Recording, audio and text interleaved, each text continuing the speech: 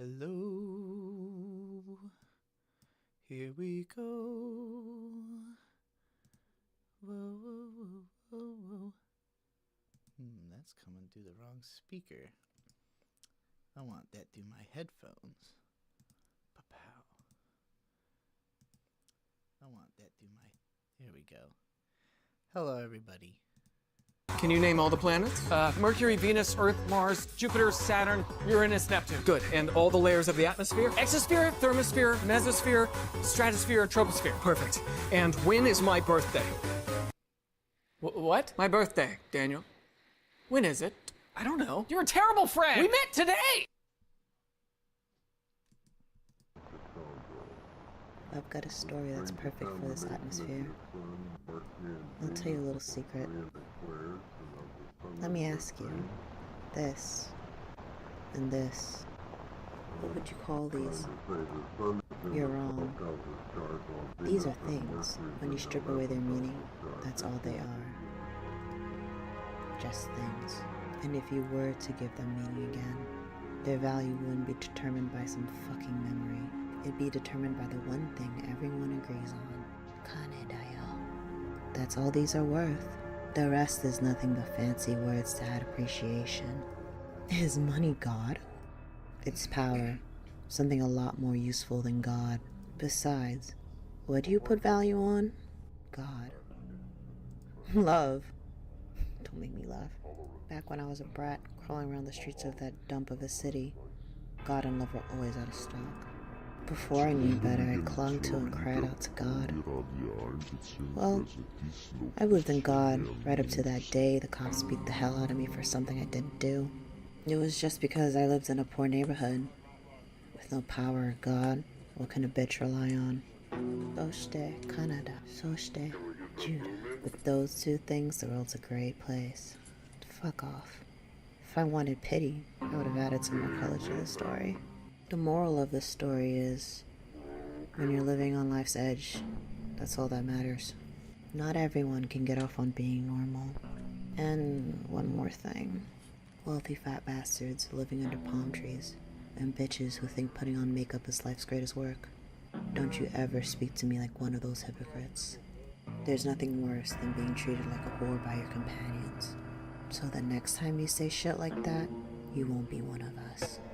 And when that happens, Anta Koros Karane.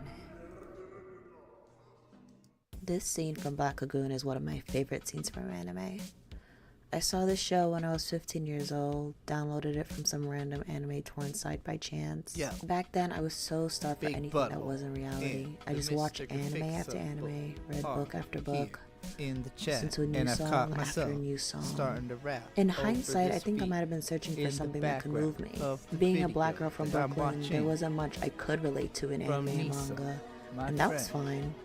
Up until She's recently, I strong never really expected myself to telling see a someone story like me about in Black media that I consumed. How she relates And to I'm not talking about Revy just being a to black him. female. I was such a nihilist. I was so cynical. But I had friends, but to be honest, they were all I superficial. happen to know I rarely this socialized beat outside of from the school. fact that Anytime it I was is invited anywhere, I just dodged the the Blind opportunity. Skywatcher. I just went home, watched anime, read manga, and listened to music. I'm pretty sure up to this point I saw Evangelion, and it was the most relatable thing to me at the time. I saw a lot of myself in Asuka back then. Okay, I was just playing that until people show up, but you should go watch that. The Psychology of Revy from Black Lagoon by Nisa Wild. Really cool video. Welcome to my live stream, everybody. Ask me questions. I want to rant. I don't want to watch stuff. I want to rant about stuff this time. I do a lot of watching stuff streams, but I prefer having, well, sometimes I rant about the stuff I'm watching, so I guess there can be an amount of ranting that comes with those, but what targeted stuff? Surely someone wants to hear me rant about something specific. If you happen to be here, just throw out suggestions, and I'll just start ranting until someone else gets here. But until then, I still want to hear that beat. I think I have it somewhere.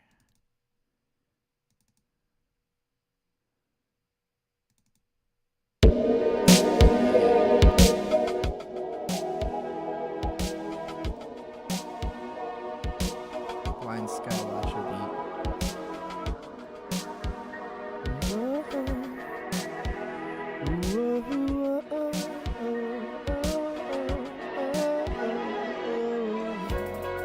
Though every dream may not be perfect, I'm worried I may not be worth it.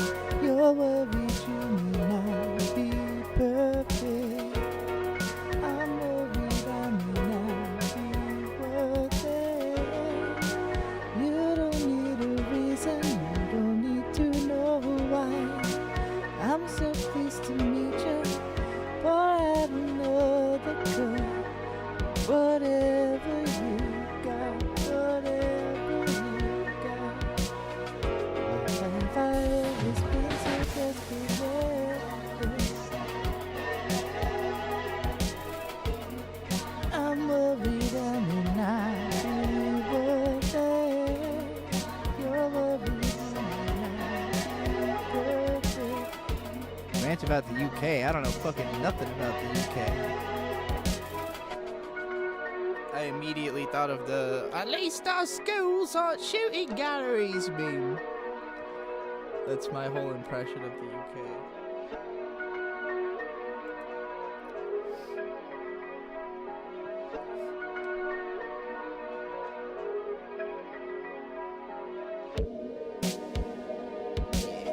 Silly. Oh shit. Landon just sent me $5. What's your question? You just sent me a smiley face with, oh my god, wait a minute, Landon, you learned how to use Cash App? Thank you, holy Christ. My man, you've made it to 2025. I'm so happy.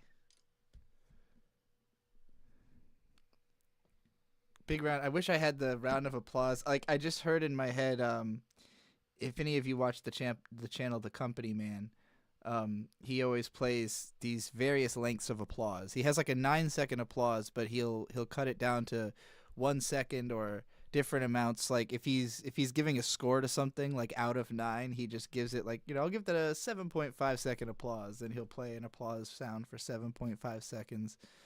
And I heard it in my head, because I wanted to give a 9-second applause to Landon for learning how to use Cash App after I had been begging him for like a year.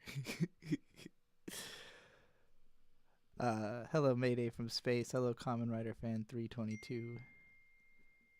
I'm getting more stuff. Landon texted me with an Instagram link. What is this? What am I looking at? It's Triple H. What am I? Hold on. I just want you to watch this. Okay. I was always your mom. I was the guy that fucked you. Oh, please. Cut the cock, Hunter. You only believed in me because I sucked at your cock. When you told me you were gonna fuck me, you made me believe that. You took every cock.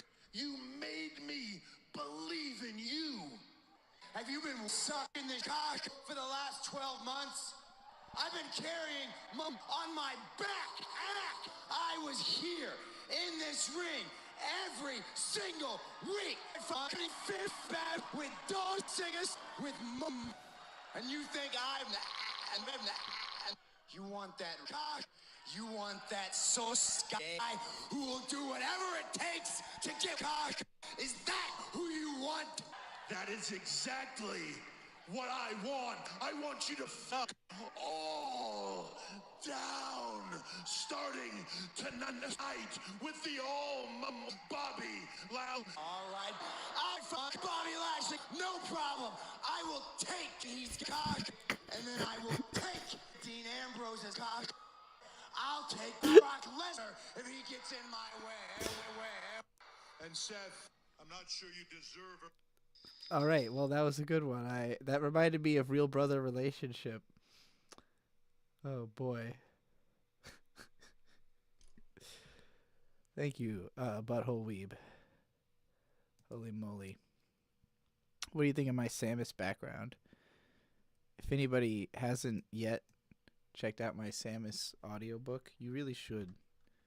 For the same price of what he just sent me to watch that video, he could buy a almost 4 hour, 3 hour and 40-minute audiobook of Metroid essays. I guess if you don't care about Metroid, this might be a tough sell. But if you care about Metroid, this might be something you're interested in. I haven't sold one in like a week or two, so I figure everybody who's gonna buy this, who knows about it, has done so. So I'm now just making sure that anybody who somehow hasn't heard about this is aware of it. I'm gonna be probably producing the second essay as a video soon, because Metroid Prime 4 is coming out on December 4th, and I'm very worried about it.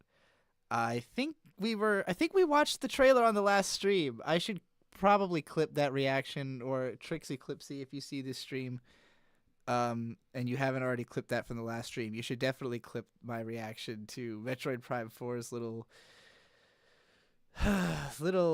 cutscene trailer thing. It was not good. It was not good.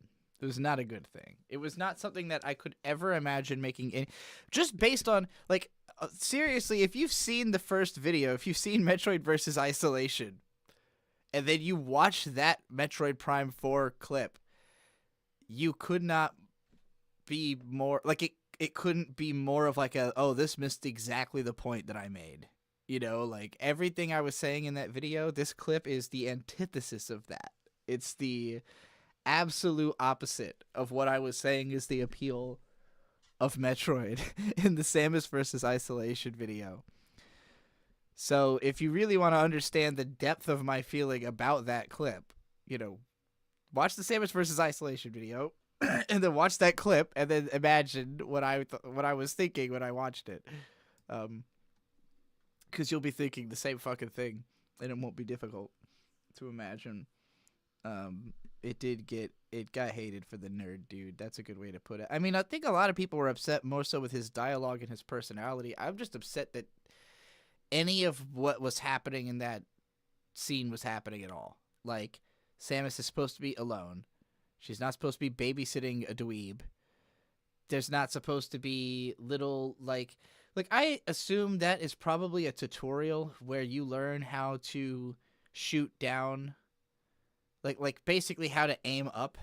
Like the game is telling you, hey, you can interact with parts of the environment, like shoot these things and it'll drop this thing. And then that's something that maybe later on in the game you'll encounter on your own in a more subtle way. And so this is just like a tutorial. Unnecessary. It's just not at all what anyone wants from Metroid. I don't know why. I think like when it feels to me like sometimes when developers look at a thing like Metroid and they think, like, what do we need to do to make a new one? They ask, like, what did it not have that we could add to it? And it's like, never ask that. Like, the question is, what does it have and how do we make that better? Not what was it missing. It wasn't fucking missing anything. It did not need anything new. It did not need anything that you find in other, especially if the answer you get from looking at other stuff. If you're like, what does this not have that everything else has? Now you've thoroughly crossed the line, And that was how I felt watching that was, oh, hey, something that's common to video games other than Metroid, but totally antithetical to what makes the series unique and interesting. All right, cool. Great way to promote a new game in the series that people have been waiting for 8 years. Or 10 or however the fuck long.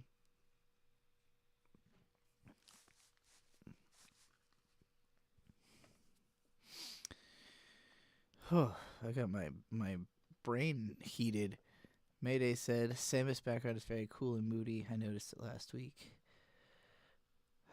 And for a series that has comm lines and AI, it's fucking ridiculous to add NPCs for the scenario. Yeah, it's just... It just is not... It's the most, like, generic idea of a video game scene, you know? Like, it's mechanic... It's trying to draw narrative out of mechanics instead of drawing mechanics out of narrative is what makes it suck.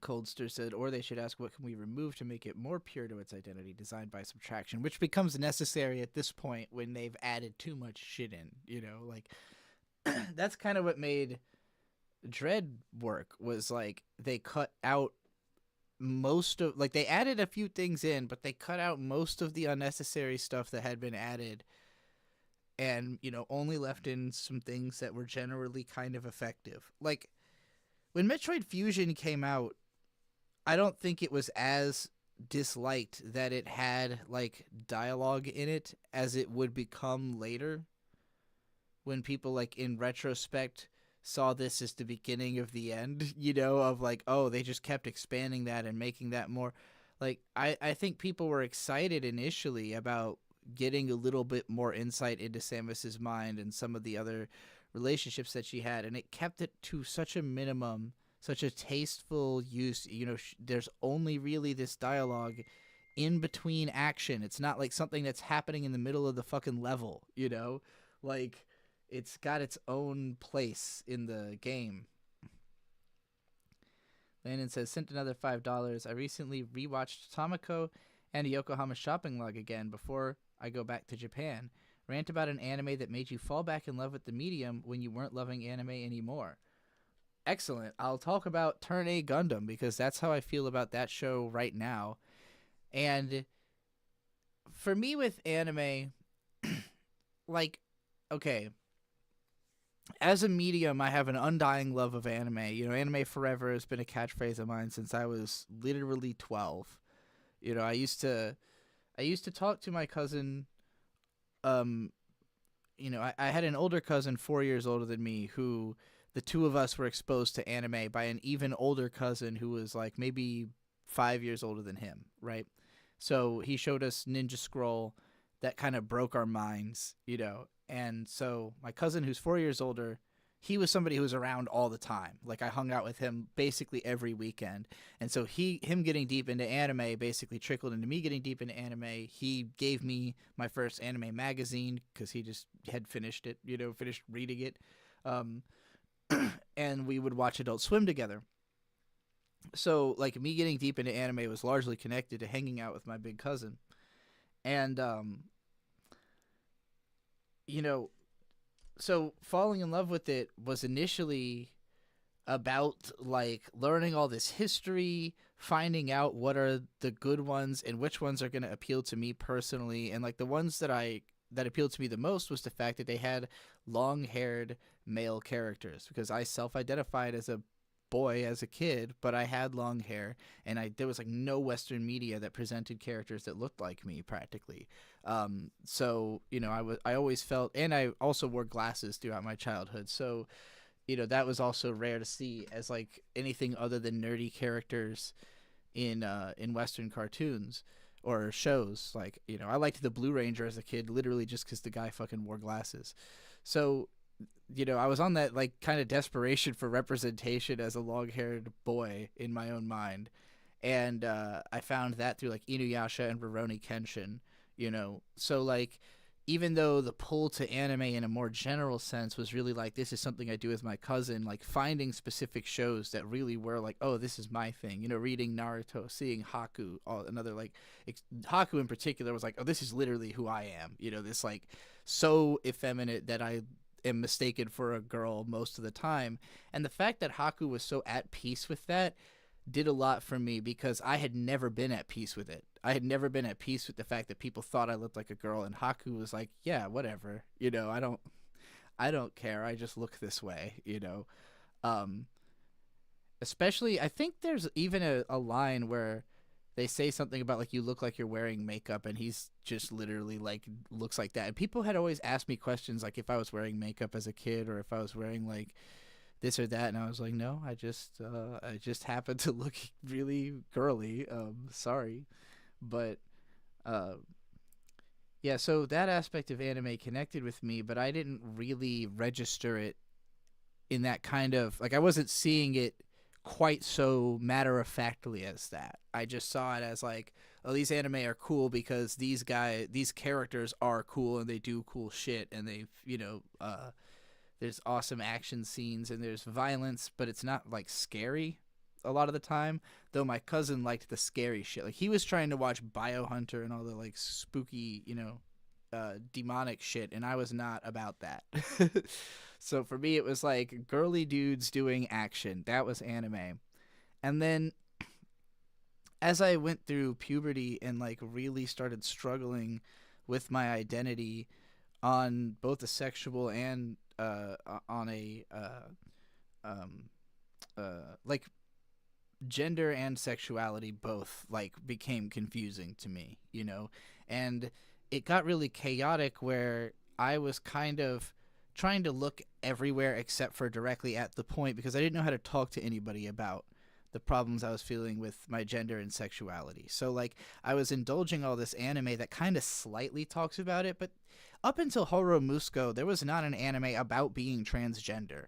There was what we called traps back then, which was just like, a character who identifies as a boy and looks like a girl and usually sounds like a girl, looks like a girl, but the character identifies as a boy and doesn't like being considered as a girl. And I related to those characters, but I always wanted to see a character who was just comfortable with it, who was doing it on purpose, who just wanted to be that way.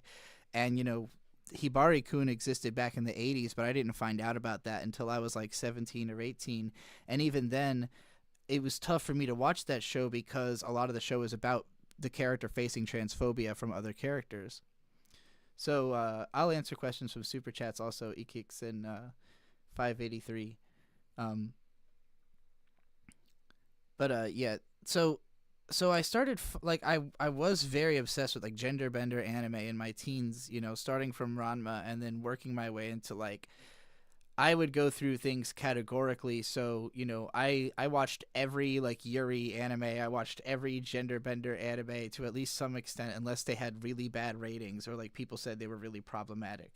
And I spent a lot of time on otaku culture and talking to anime fans on the internet. So I was heavily immersed in the culture. And because of that, I would watch a lot of the shows that other people like just to be able to kind of know what they are and to talk about them, and some of them are really good, so like a lot of the time the anime that I considered my favorite would have been something like a Gurren Lagann or Eureka 7 or even Arjuna, because they left a big impact on me in terms of what they like recontextualized my worldview, and taught me big things about my coming of age.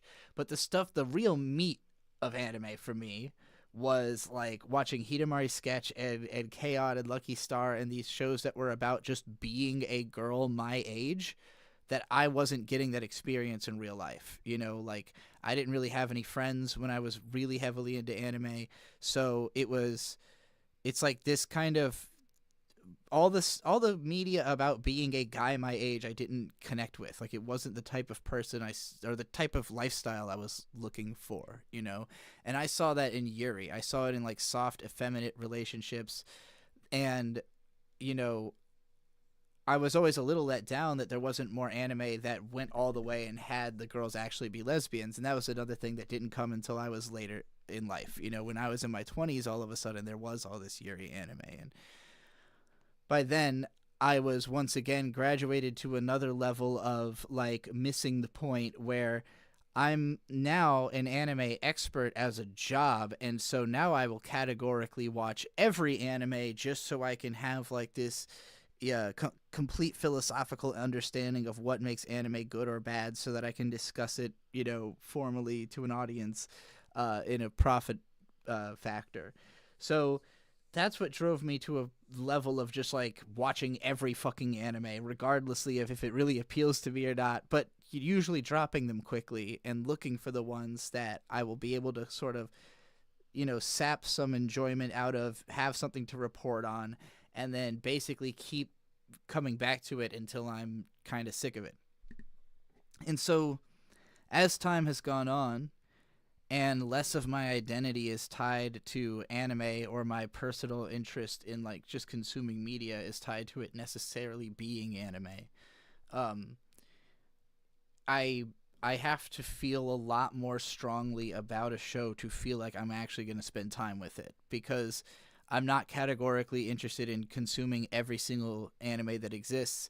And if something looks really new, or is like a really new take on something old, I probably will check it out, but it's so fucking rare. Like, we're still in isekai hell. We're still in all the backgrounds look cheap, and they're going to get worse because they're going to start using AI for background arts, and that's just going to be a fucking heinous nightmare, And like, it is a ripe time to be looking through anime history and finding like the real gems that haven't been discussed enough, because even if there's a lot of people who will agree that like, yeah, Turn A Gundam is one of the best anime, like there hasn't been the effort put forward to actually discuss it en masse and dissect it on that like incredible depth that we've done for maybe Dragon Ball or something, like, so.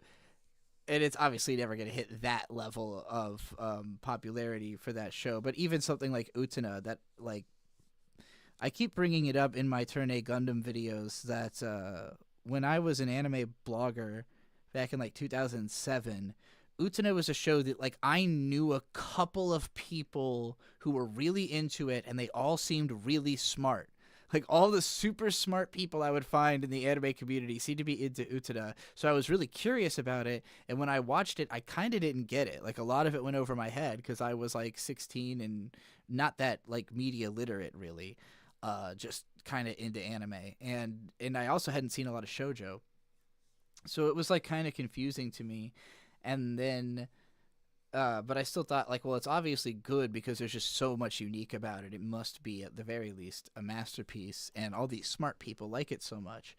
And so I had encouraged anime bloggers, like, what if we all episodically blogged this show at the same time? And I convinced all these smart anime bloggers, like, you gotta cover this show. It's the intellectual show. It's the smart guy thing to do. And then I only made it like 3 episodes in myself, but everybody else who took that plunge ended up going way farther with it, and then it spread like wildfire through that blogging community. And then some 5 years later on Tumblr, there's suddenly this huge second wind of Utena becoming like a big deal in particularly the like women's anime space online, and I'm not saying that like, oh, it's all a domino effect and I created that. What I am saying is that a bunch of people making that kind of effort to say, hey, this thing is really good and nobody's talking about it, and we need to all make an effort to talk about it so that we can appreciate really good things. That's the push it's going to take to make anime interesting during times like this where like new shows just aren't really, like, and I'm not saying none of them are. But this season was I think next season is supposed to be like a really stacked one or something, but this season is just like ass. Hold on, let's go to, I don't know why that guy came up as, let's see. One Punch Man Season 3 has a 5.1 rating on Mal. That is sad. That is the worst downfall of an anime I have ever heard of. Like, that is newsworthy level bad. Look at Spy Family Season 3 with the 8.19, trucking along just fine. Everyone loves it. Everyone who has loved it continues to love it. One Punch Man Season 3 has a 5.1. The fall off is fucking insane. Wow. My Hero Academia's final season's got almost a 9. And One Punch Man Season 3 has a 5.1. That's fucking astonishing. Yeah, all of this looks boring. This all looks boring. I don't know. I heard Sanda's okay, maybe. It's a Shonen Jump. I'm kind of I'm kind of burnt out on shonen for now. Ranma, sure, I read it like 20 years ago or something. Gintama's still, oh, that's right, they have Ginpachi Sensei is now its own show, I guess. That's probably funny. I don't know. I don't really want to watch a high school anime, especially when I haven't finished Gintama. This looks cute. This guy's a Kamen Rider, I guess. This looks like shit. This whole season looks like shit. This is just ass. But then next season, you got Friren's coming back, Jigoku Raku's coming back, Jujutsu Kaisen's coming back. And that basically was the whole reason that 2023 was so goddamn good. It was this right here, this lineup. This was the beginning of the We Watch Anime channel's existence. Basically, was a lineup like this. Unfortunately, we'll all be burdened with hearing about Oshinoko still. Bird is all caught up on Fire Force, so he'll be excited about that. I know I'm going to have to hear about Fate. This looks like Shion no O, the character design. So, yeah, next season looks a little bit hype. Trigun Stargaze, that'll probably be fun. I enjoyed Stampede. We rewatched the first episode of that recently, and it was a fun, maybe the first couple episodes of that, actually. That was a fun time. What the hell is this? The Darwin incident? What the fuck is Belnox Films? What? I've never heard of this. I guess they've never made anything is probably why. Okay, well, who made it then? Whose fault is this? Naokatsu Tsuda, who are you? What did you do? Inu X Boku SS. He directed the first season of JoJo and Planetarian. Okay. Well, that looks interesting. That could be good. This one has a no-head man and some cute monster girls. Yeah, alright. So next season might be okay. I'm just saying. There's enough there. There's something to chew on compared to this absolute... I mean, unless you are a Spy Family or Boku no Hero fan, there is nothing for you this season but the absolute abject disappointment of One Punch Man.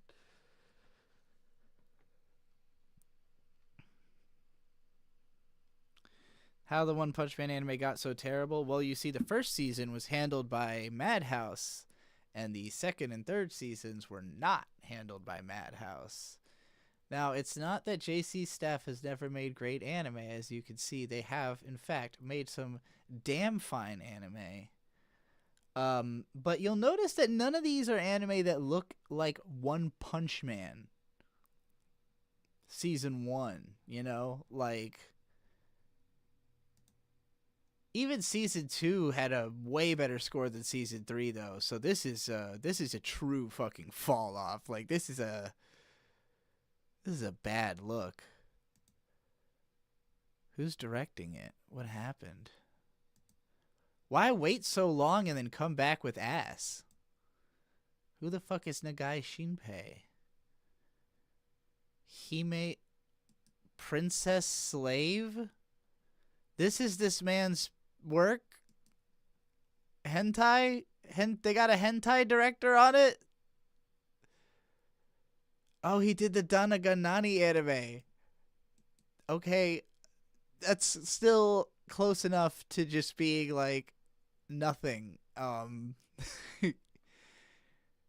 Yeah, not somebody who's ever handled any kind of Sakuga anime before. So the first season was directed by Shingo Natsume, and he, even though it was Madhouse, like, it had all the big Bones animators on it doing like fucking extremely exceptional work. So, One Punch Man season 1, same director as Space Dandy. So basically, coming off the heels of Space Dandy, literally the next year, now when I say director of Space Dandy, you know, Shinichiro Watanabe was the overall director. Shingo Natsume probably was the like guy who is actually part of. Well, I don't know. I don't know that he was like working for Bones or anything like that. He's credited as director directly underneath of him, but almost every episode of this show also has its own episode director. Nonetheless, he went right from Space Dandy to One Punch Man, brought a bunch of animators from there to there, and then went on to direct Akka, storyboard Night is Short Walk On Girl, directed the Boogie Pop and Others anime, Sunny Boy, he actually created. And it looks like he did this Tatami Time Machine Blues. And now he's doing Ghost, whatever this is, that's coming out in 2027. His own original anime produced by Madhouse. So this will probably be fucking badass. Shingo Natsume feature film by Madhouse, written by him. You know, this will be awesome. This is why One Punch Man Season 3 sucks ass.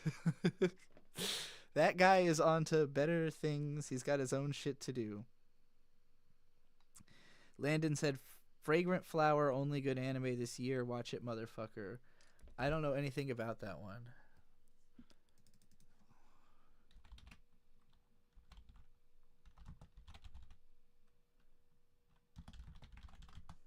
I wrote Flasgrisant. Whatever. The Flagrant Flower blooms with dignity. I don't want to watch high schoolers. I feel like so disconnected. Not just because it's like, when I was in high school, Japanese high school did not resemble my high school experience. And that was part of the appeal, was that it was like, it formalized Japanese high school, besides the fact that it just makes more sense than American high school. It's less chaotic of an environment. The way it's formalized in anime as like something extra orderly to then be broken out of to go have your adventures outside of it made it so that, you know, the main characters of anime were almost always like formerly outsiders to the high school system like me. So it didn't matter that the Japanese high school is so different from the American high school, because it's really just there to be the thing they do when they're not on their adventures, unless the whole show is set in high school. But like, again, the experience of it in anime is always something different from what it would be in real life. That was always like a better experience than what I was getting in real life. So, you know, high school anime when I was in high school hit. High school anime when I was out of high school was starting to get tedious, but it was still like, well, usually the characters aren't really dealing with the school, you know, like the school is just there, you know, and a lot of the times they kind of act like adults. But like, I'm now at a point where like a high school character just hasn't had enough life experiences, unless they are like, there are some anime where the idea is that this character has been through a bunch of stuff, so they're different from other kids their age. But it's still gonna feel like, I don't know, where is this person gonna be another 10 years from now? That's the version of them that I would likely meet as like a peer of mine. You know, like I want my media to tell me something about the environment and like the how to better exist in the world that I live inside of. You know, so like, just seeing shows about characters who like necessarily don't have enough worldliness because they are still in high school is always just going to be like, all right, I'm stepping way back, you know, stepping way back in my feelings to not even like really to relate to my own self in high school, but to myself as somebody who watched anime in high school, you know, which is a very weird headspace to put yourself into. Trixie, are you saying you're going to make anime analysis of classic shows? I mean, if you're not already seeing the Turn A Gundam videos, they're there. They're not from me, Trixie, but they come out of my body because I share it with so many other factors. Nova's anime blog. This channel used to be called We Watch Anime, but guess what? Nova changed it. Now it's called Nova's Anime Blog, and every single week there's a Turn A Gundam episodic analysis. So we had episode 1, Turn A Gundam's Raging River of Progress. Episode 2, the I Told You So moment. Episode 3, the Return to Form. And episode 4, the Char clone emerges. But that's a member's first video. And members, it's like $2 and you get the videos a week early. For those who really, really, really like Turn A Gundam and me want to support what I do. Anyway. Should Utena and Kill La Kill be set in college instead? No, I think that they are made for young people. Like, those shows were great for me at that age, you know, but I already got that. I don't think you're supposed to watch the same shows over and over again for your whole life unless they legitimately are that fucking good, you know? And it's difficult to build an experience that is actually hitting for all 4 quadrants. That's literally why Hayao Miyazaki is the GOAT. The reason that Miyazaki is the GOAT, and I don't think this gets enough acknowledgement, by the time he was actually directing films, like directing feature films, he was like 40. You know, like he was already an adult, a full-grown adult with children who were, you know, who were past infancy, and like his mom was going to be dying, you know, not too long into him having a career as a filmmaker. And like, so you watch like Lupin the Third, The Castle of Cagliostro, and if you watch that as a teenager, it's a fun movie, you know. And then if you watch it as like a 30-something, you're like, damn, this movie's really unique. There's nothing else like this movie. There's not another Lupin the Third movie like this. There's not another Hayao Miyazaki movie exactly like this. There's not really a film that's like this, you know? And then you watch My Neighbor Totoro and you get that whole feeling all over again. And when you're a kid watching My Neighbor Totoro, it's like, oh, look at the big comfy thing. And then when you're a teenager, you're like crying because of the mom.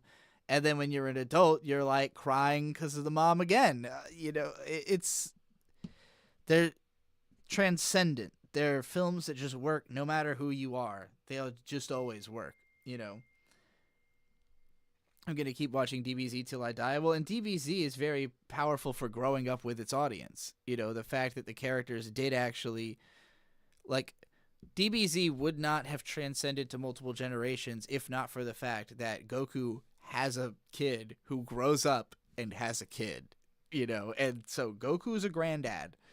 And if you're a granddad who grew up with DBZ, you could still say, yeah, I can still, Goku's a granddad and he's still the strongest man in the universe, you know. So Landon says, you call yourself an expert, but don't know shit about Gosick or Love Live and their craft. I'm coming for you, motherfucker. Ghost of the Shell blows donkey dick. Well, you can believe whatever you want. Should Goku die? Goku's died a few times.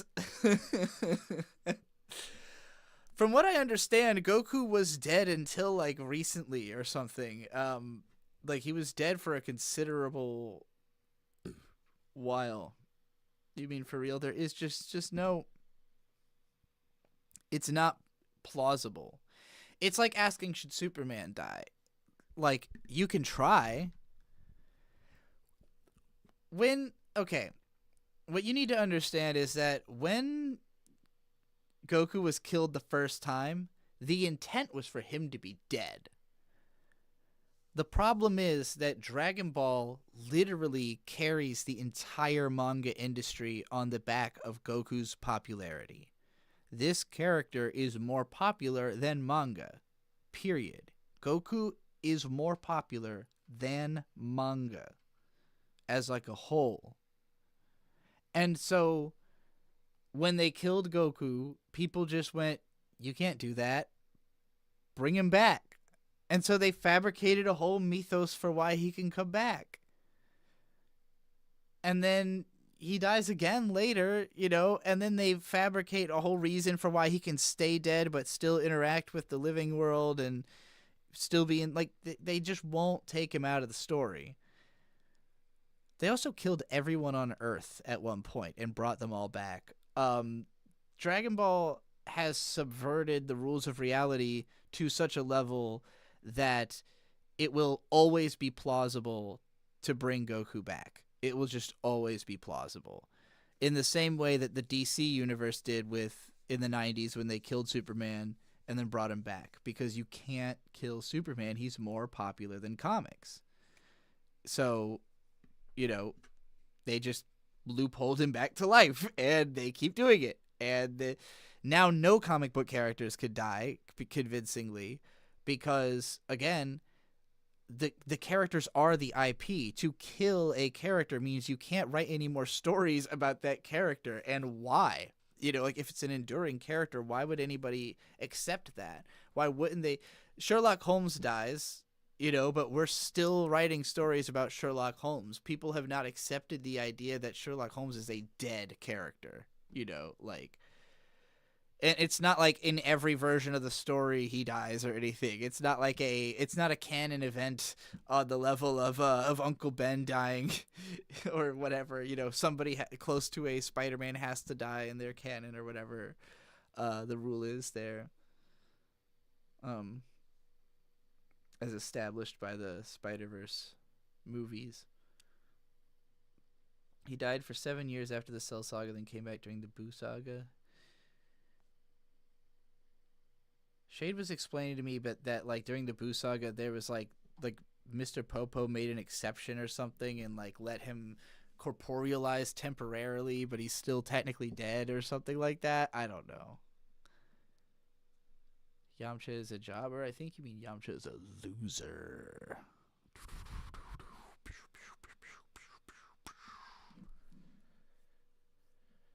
Yeah, I mean,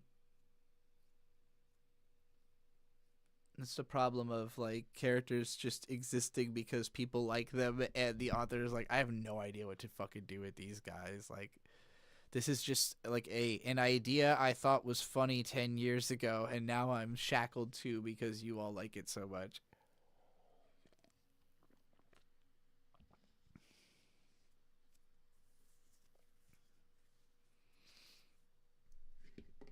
All right, you've all gone too far into the weeds of Dragon Ball for this conversation to continue. I can't really get into a deep Dragon Ball conversation because I'm by no means a Dragon Ball expert. I like Dragon Ball. I think it is good. There's a lot of people, when I was coming up in the anime fandom online, it was not a popular opinion to think that Dragon Ball was even good, which is weird. Like, obviously it was super popular in real life, but in, like, online anime communities, it was absolutely seen as, like, oh, well, anime is good in spite of Dragon Ball. Even with, like, Naruto and One Piece and all that, like, those things were celebrated as, like, oh, well, this is like Dragon Ball but better. And it's like, no, they're literally trying to make Dragon Ball. Like, you're talking about manga made by guys who grew up reading Dragon Ball and want to make that because it's so good. And you're like, nah, but this is the real manga. Things changed supremely when the YouTube era started, and everybody who talked about Dragon Ball got way more popular than than anybody else. And we all went, yeah, because Dragon Ball's the shit, and everybody knows it's the shit. And all those 90s kids grew up and were like, they were not gonna have the Dragon Ball hate from the dweebs in the back rooms of Otakon.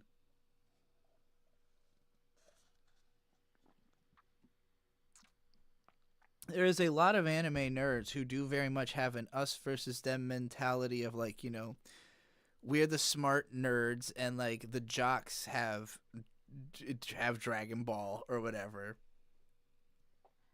And it's like, if you like anime, you're gay, so shut up. That's my take. Quit being a faggot and suck that dick, as Louis C.K. once said. That's how I feel about anime fans. Alright, who's got a question for me? if you've got a blue name and a wrench, you get your questions for free. But otherwise, $5 in any form. It doesn't have to be the Cash App or Venmo. That's just the most expedient way for me to make money right now. I only have $2 in my bank account because I was expecting to get my YouTube money yesterday, and it's still not in my bank account yet. And I don't know if they're going to send it to me on a Sunday, so I might not get it till Monday. So that's why I was like, yeah, I should probably do a live stream, maybe collect some of that sweet, sweet, instantaneous Cash App money, but also Super Chats are extremely helpful, because then when this time rolls around next month, I'll receive this $10 from Oh My Guy, who said, I'd like your thoughts on writing a compelling anime/manga/light novel main character. Ooh, okay. The number one thing to identify with your character is, what is their struggle? What are they trying to overcome? Usually with like shonen manga that are super, super popular, this is like the most obvious, like, first thing you learn about them, you know? But there's two sides of struggle. There's the end goal, and then there's the, like, where did I, you know, what am I over, like, why am I stuck at a beginning point why am I not at the end goal already? Let's put it that way. You know, there's everything between you and that. So in the case of Naruto, he wants to be Hokage. And to be Hokage basically means to be the most respected person in the village. And Naruto is the least respected person in the village. So it is, in essence, a manga about him becoming a respectable person through his growth of, you know, interaction with all the other ninja of his generation. In the case of Dragon Ball, Bulma's really the original protagonist because she's looking for the Dragon Balls, and Goku is just kind of aimless because his granddad's dead. And so, but Bulma's struggle is like not that interesting at the beginning because she's just, her reasons for wanting the Dragon Balls are vanity. But Goku is like a fish out of water, which makes him interesting to read because even though he doesn't struggle in a physical sense, like he always just overpowers his enemies, in an emotional sense, he has struggles to make friends because he's super awkward and he doesn't understand how to interact with people in a normal way because he's just never been around anybody. So, you know, they're entertaining to watch, and then as, you know, situations arise, Goku is a very pliable character because he'll just, like, make a friend and then that friend gets in trouble and now he wants to protect that friend. Same with Gon, right? But Gon has a more direct goal from the start. I want to find my dad. Why can't I find my dad? Because the world is huge and I have no fucking idea where he is. All I know about him is that he's a hunter, so I need to go, maybe if I become a hunter, I'll learn something about him. But then in the process of becoming a hunter, Gon takes all these side quests because ultimately the type of person he is, he just sees somebody in need and he goes, oh, I'm going to go help that person. So, like, which is a common shonen protagonist trait as well. So, like, I'm trying to do this in a way because I'm thinking about some of my own characters that I consider compelling, but it wouldn't make sense to talk about them because they don't already exist, and I can't make the argument that they are compelling because it hasn't been, like, proven on that kind of social level.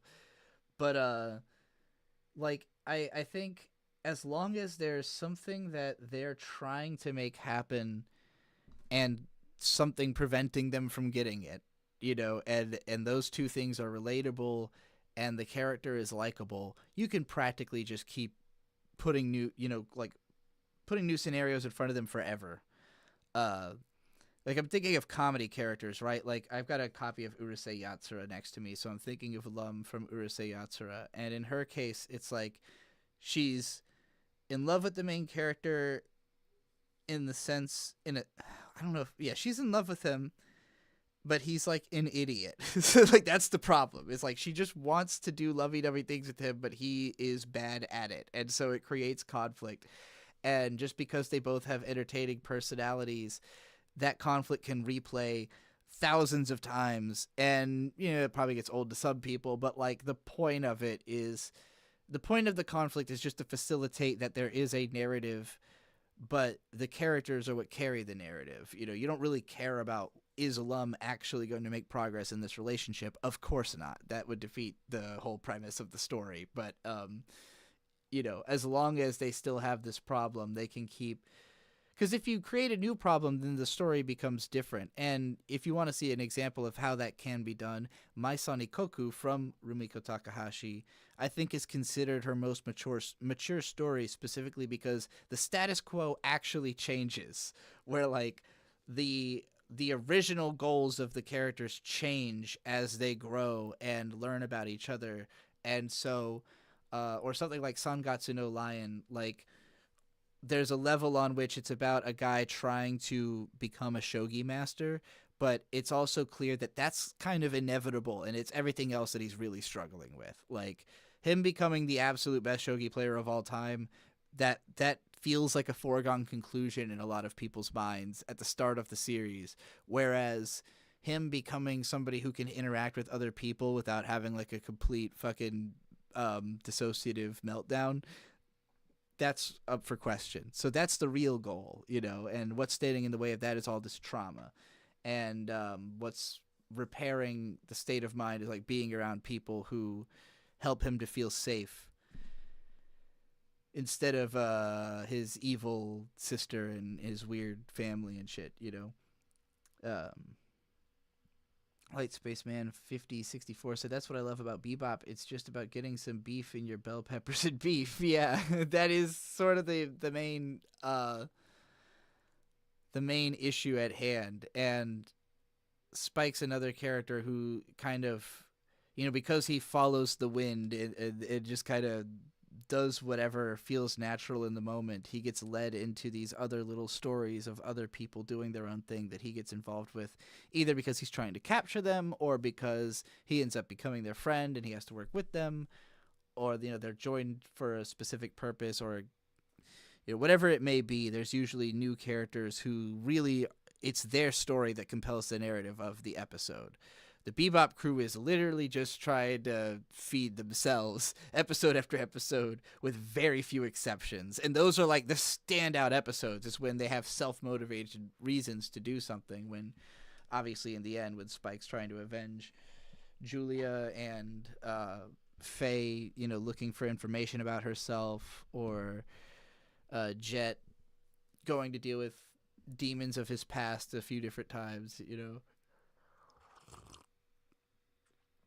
But other than that, yeah, they're just trying to feed themselves, and the incidental characters are usually the ones who have like a narrative. But again, the personalities of your characters and how they bounce off of each other and their situations is really what will make them shine.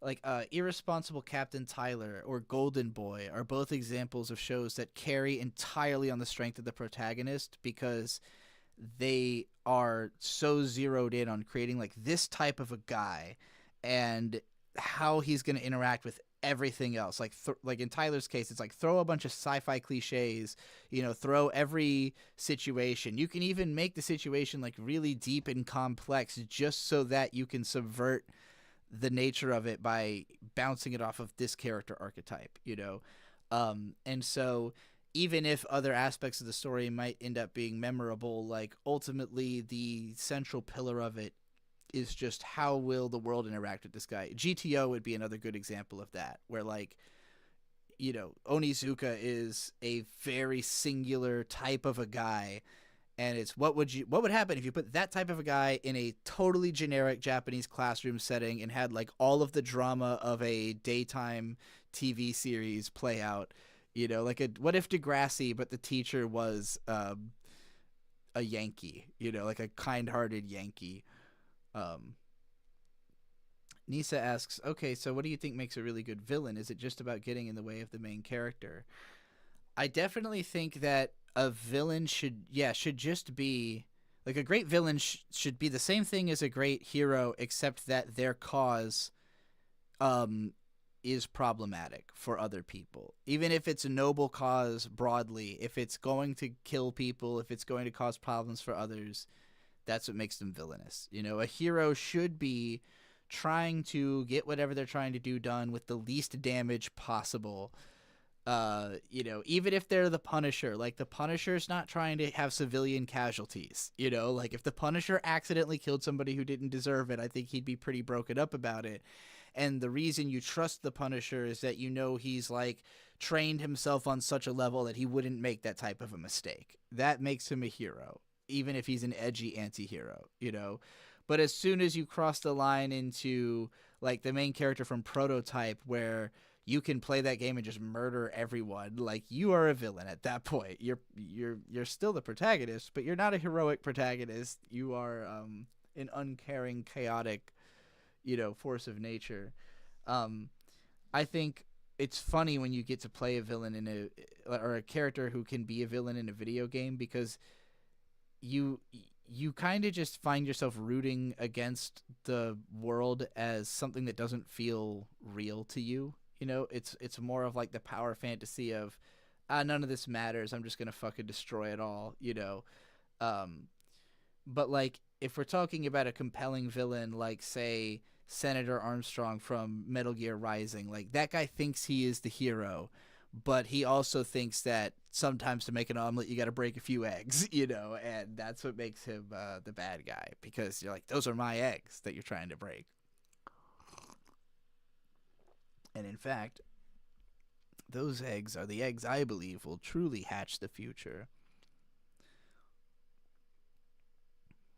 It's not so much about what they do as about how they do it. That definitely plays, I mean, I would say that falls under the spectrum of personality to me, of like the way you present the character is going to be what makes them memorable. You know, it's their swagger, their charisma, their riz, their aesthetic persona. I love that I used to have this phrase called aesthetic persona, and then someone much smarter and younger than me found out that they could just say riz, and I was like, fuck. That's the one. That's the pretentious thing I said. That's what I meant to say. Riz. Some characters just have riz, and that's usually what hits the hardest. It's what makes celebrities, you know, it's what makes memorable persons, is their, you know, their personal sense of riz. I've got pajama riz. I've got analysis riz, and I bank on that.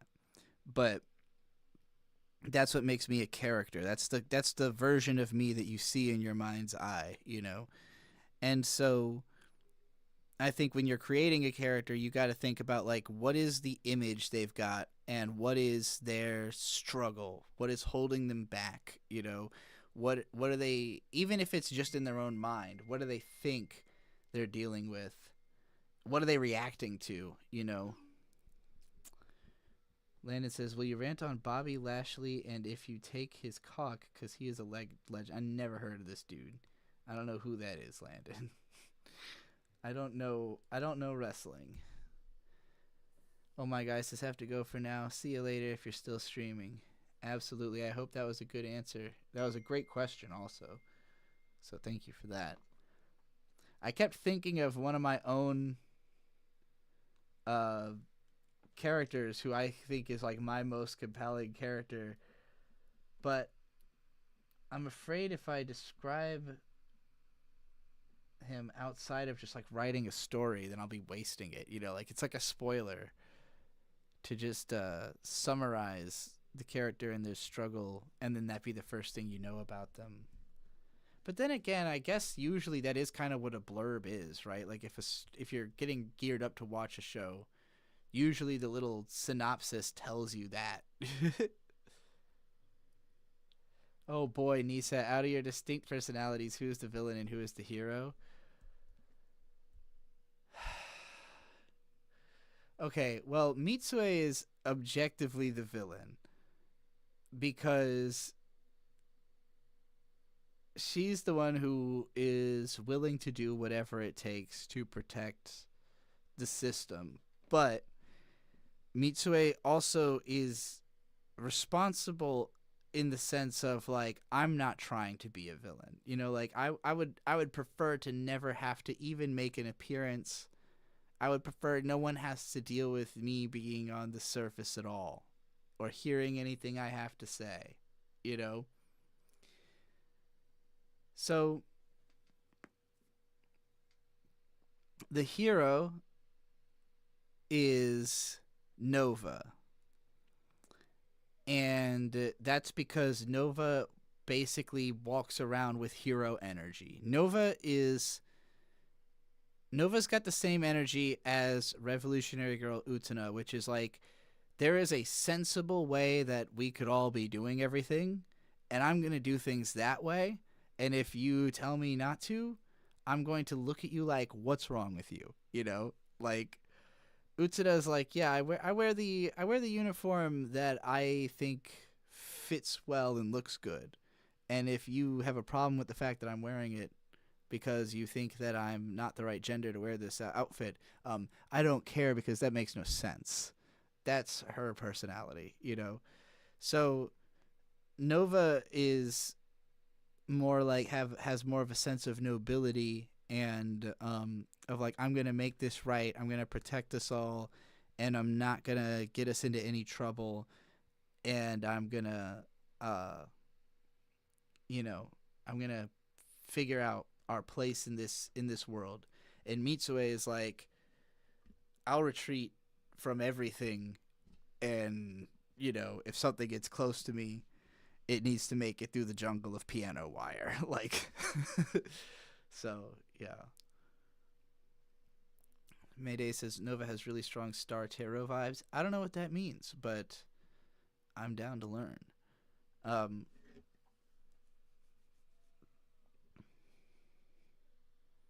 Yeah. Right now, how I would describe the structure of my personalities is it's basically the ones you hear from. Nova is very forward and very, like I said, matter of fact. Very much like, here's the way things are, and we're gonna operate within reality, you know. Trixie is more like, I'm doing a person, like I'm making a person to be for public consumption that I'm thinking very hard about the effect it has. You know, like it's easy for Nova to talk about something like Turn A Gundam because I'm just describing what's happening in a show. I'm not like trying to make assumptions about the nature of reality or like change the way you think about politics or, you know, make you make new friends or get into new shows. Like, Nova's just like, I'm going to talk about a show because it's a good show. And, you know, Trixie's like, I have to think very hard about the meaning of everything I say. So that's why Trixie's like the least casual persona and is therefore the president. She's the diplomat, you know. So yeah, Nova and Trixie, those are like the most forward personalities, the ones that you're most likely to interact with on the internet. And then Vera is more like my motherly side, my comforting and caring side, that only really comes out around people who I really trust and empathize with, and it's very hard for me to tap into that through the internet, even if I legitimately feel that towards somebody, especially not in a public internet forum. Like, it would be one thing to talk to somebody over a call one-to-one, and then maybe that side of me will emerge if it seems necessary, but it's very unlikely that me just having a conversation with somebody would act like Vera in like a podcast unless they were somebody who spoke to that side of me directly. And I don't know anybody like that right now. You know, like if there was somebody who, when they talk to me, they always bring out Vera, I think that would materialize her more, but it's just not the way it is right now. Pluto is the more childish, you know, like cutesy, bouncy side. And that almost always comes out talking to Bird. Like, Pluto will jump forward out of excitement to be able to come out because Bird is very accepting. And, you know, somebody like Krona's around. And sometimes Pluto jumps out in a public-facing forum because she's just having a good time. But generally, Pluto's more of a reactive, like, sensational character. You know, she's not as likely to try to have a conversation or, like, make a complicated point about something. So, in a way, Vera is like Pluto's energy run through the filter of somebody who can conversate more clearly. But again, I don't really know anybody who brings that out of me routinely. It happens, just not like a lot. Mitsue doesn't talk to you. Mitsue is not going to talk to you. Mitsue is there to keep secrets and kill if necessary. So metaphorically in Minecraft. So yeah, Mitsue, Nova, Vera, Pluto. And Nova is kind of, like I've described before, Mavis, which is like an unspeaking part of me that just makes lists. And if I were to just go into that, like, oh, I'm just making a list mindlessly, but like Nova basically is that, like, it's just, I gave a voice to Mavis and now that created Nova. And so she sort of subsumed that role in the same way that I think Vera would subsume Pluto if I had more of a sense of how to be that person more often, you know? So, but yeah, so Vera, I'm trying to count them now. Vera, Pluto, Nova, Mitsue, Trixie.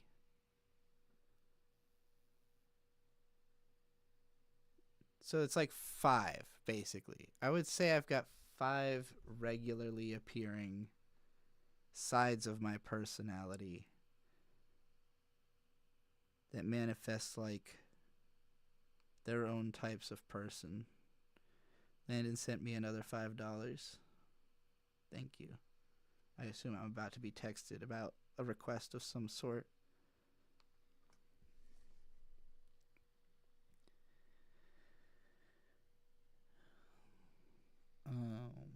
Gendo, Sele, and the Angels are all villains to Shinji. Indeed. Mayday said, rebirth, transformation, and power. That sounds right. Is Nova a perfect blue? I don't know what you mean by that, Lapusha. Mayday said, new is the word most associated with the star, and Nova translates to new. Ah, Pluto is adorable. Agreed. I think we can all generally agree. All right, enough about that. Ooh, I got Better Believe It in my head. Let's see if I can play that without getting copyrighted. I'm not worried about losing monetization or whatever,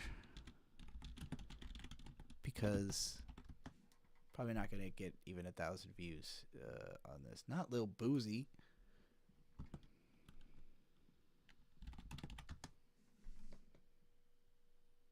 This one. Better believe this, for hoes. Better believe this shit. Better believe this, I know you see it. Better believe it.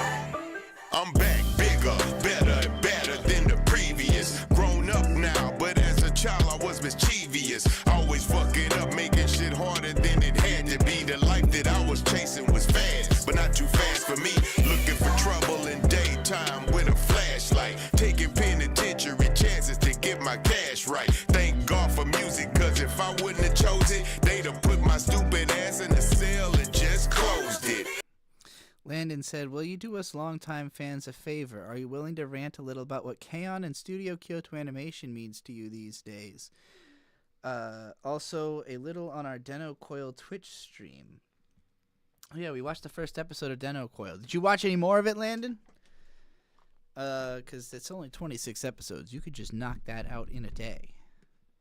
And I don't know what happened to that stream. I think it didn't get saved to the world. As for K-On! And Kyoto Animation, I simply haven't consumed it in forever. Like, whenever I last talked about K-On! Was the last time I watched K-On!, so I don't have anything new to say about it. Again, I've kind of gotten so far from that period of my life that, like, you know, it would be nostalgia. Like, if I watched it today, it would just be like, oh yeah, I remember watching this when I was a teenager, you know? Weren't those the days? And then I would get sad about how nothing is the same as it used to be. And then I would think, but, you know, I've got all these new things in my life that make my life happy.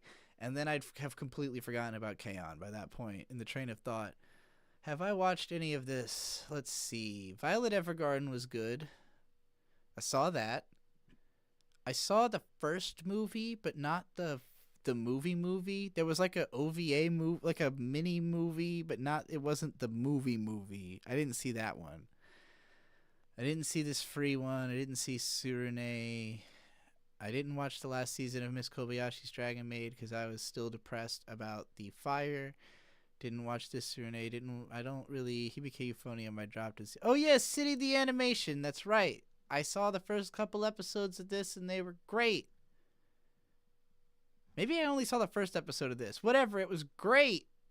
It was fan-fucking-tastic.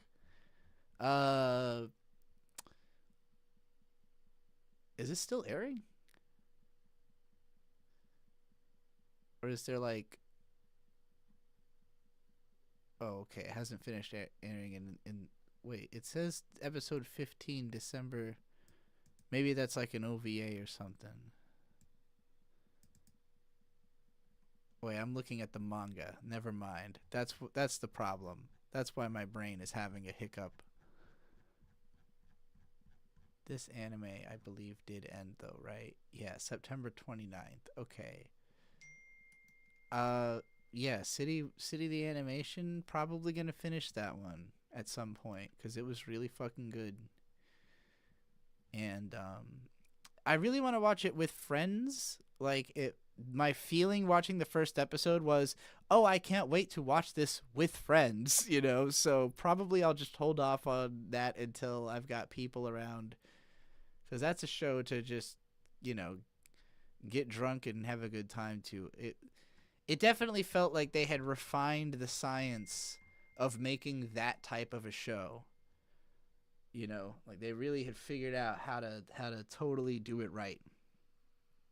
Landon said, I did watch some more Deno Coil, also admit that Love Live is peak and that it is better than K-On! Because it's Love Live. I don't give a fuck about Love Live. And I never will. You will never, ever, ever make me give one single shitting fuck about Love Live. Not ever in my life. You might be able to get me to care a little bit about Gosick. I remember enjoying the first half. Love Live, there's no shot. It's never happening. I can't even think of a Love Live song. I tried to think of one, and I got the opening theme of Gochi Usa in my head. That song washes everything from Love Live. I've never heard anything from that show that even remotely comes close to the Gochi Usa opening. Yeah, you think you can defeat me with these little goofy anime faces? No.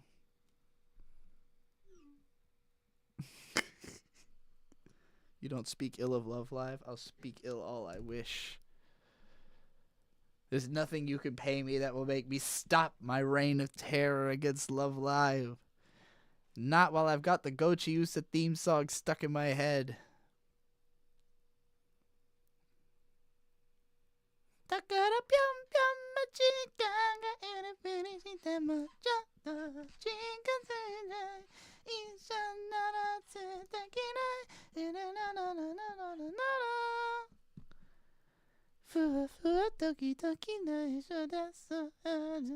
You know that one? Anybody? Somebody? Pro ZD likes Love Live. Well, why don't you fucking ask him if he eats ass and watches anime then. I'll bet he does. But see, I'm working smarter now and not harder now. Took my hustle from a quarter down to private charter now. I'm a grandfather now. I got grandsons and granddaughters now. It's my love for them that make me wanna pile money up so high that you couldn't see above it. So we. I just noticed Mayday's question. How do you get comfy to write? What's your warm-up techniques before you sit down to put together a script? Well, nothing really. I mean, other than fucking getting high as balls all the time. But, like, it just really gets woven into what I'm doing. Because if I have something stuck in my head and I, like, know it needs to be written down, I try to just get it written down as soon as possible. So, like, a lot of the time, the first sentence of whatever I write materializes in my head, and then I rush to find something to write it down on. And then if the next sentence instantly enters my brain, I'll write that down too. If it doesn't, I'll wait around, and then, you know, when the next sentence comes in, I'll write it down. And then sometimes I just, it all happens, you know, because it's fully formed like that. So, okay, let's, for instance, look at a script I did. This will make it easier. Where do I find the Samus one? Samus versus Toxic Parents. This was how this started, right? So the idea came to me while I was playing Metroid Prime that the first thing you fight is called a parasite queen. And I thought, oh, you fight a mother brain, you fight queen parasite, you fight, you know, you are always fighting someone's mom, basically. So that thought spawned this whole Samus versus Samus project. So it starts with me writing down, recently while replaying Metroid Prime Remastered, I realized how Samus sort of seems like a matricidal maniac sometimes. You know, little flavor in there, matricidal maniac. All right, we got some consonants going. It gets your attention right off the bat. That kind of stuff just flows out of me. So you're going to see a lot of that, especially in this script, because that helps me to get the juices moving. Like, if I just start doing like clever little rhymes and wordplay, it makes it feel fun, and then it's more engaging for me to jump into it. Coming off of the heels of killing her arch nemesis Mother Brain in the original Metroid, chronologically the next boss that she blasts away is the Parasite Queen early into Metroid Prime, right before and after stomping through swaths of her spawn. So this is just me literally explaining. This is literally why this idea came into my head, is that I noticed this trend. Later on in Metroid Prime, the parenticidal cycle continues, with Samus mowing through a bunch of baby Sheegoth, only to encounter an enraged adult form as a boss a little bit later on. So I start off by, you know, setting up, okay, this is a thing. Then I was like, before I go into explaining that thing, let me make sure I explain how much intent I think there was behind this thing, you know. And then I take that opportunity to go back and start explaining the whole game, the whole story, the whole feel of it, before I go back into making my point again. And this is like basically just a way for my brain to load up, what am I really trying to say here, you know? Like, I didn't immediately know what I'm trying to say about, you know, Samus's relation to parenthood, but I felt like I could drill into it the further I go into describing these games until the point revisits me again, you know. So that's why my script writing, it tends to take a long detour and then circle back around to the point, and then take a long detour and circle around back to the point, because it's me literally trying to be like, okay, how do I get from here to there, and then just pouring information in until something strikes me and I go, oh, and that's how it ties back in, you know. But yeah, I Landon said, I'm a lot like you, walking around and thinking. Yeah, I am generally doing that all the time. Just walking around and thinking is a big part of my life.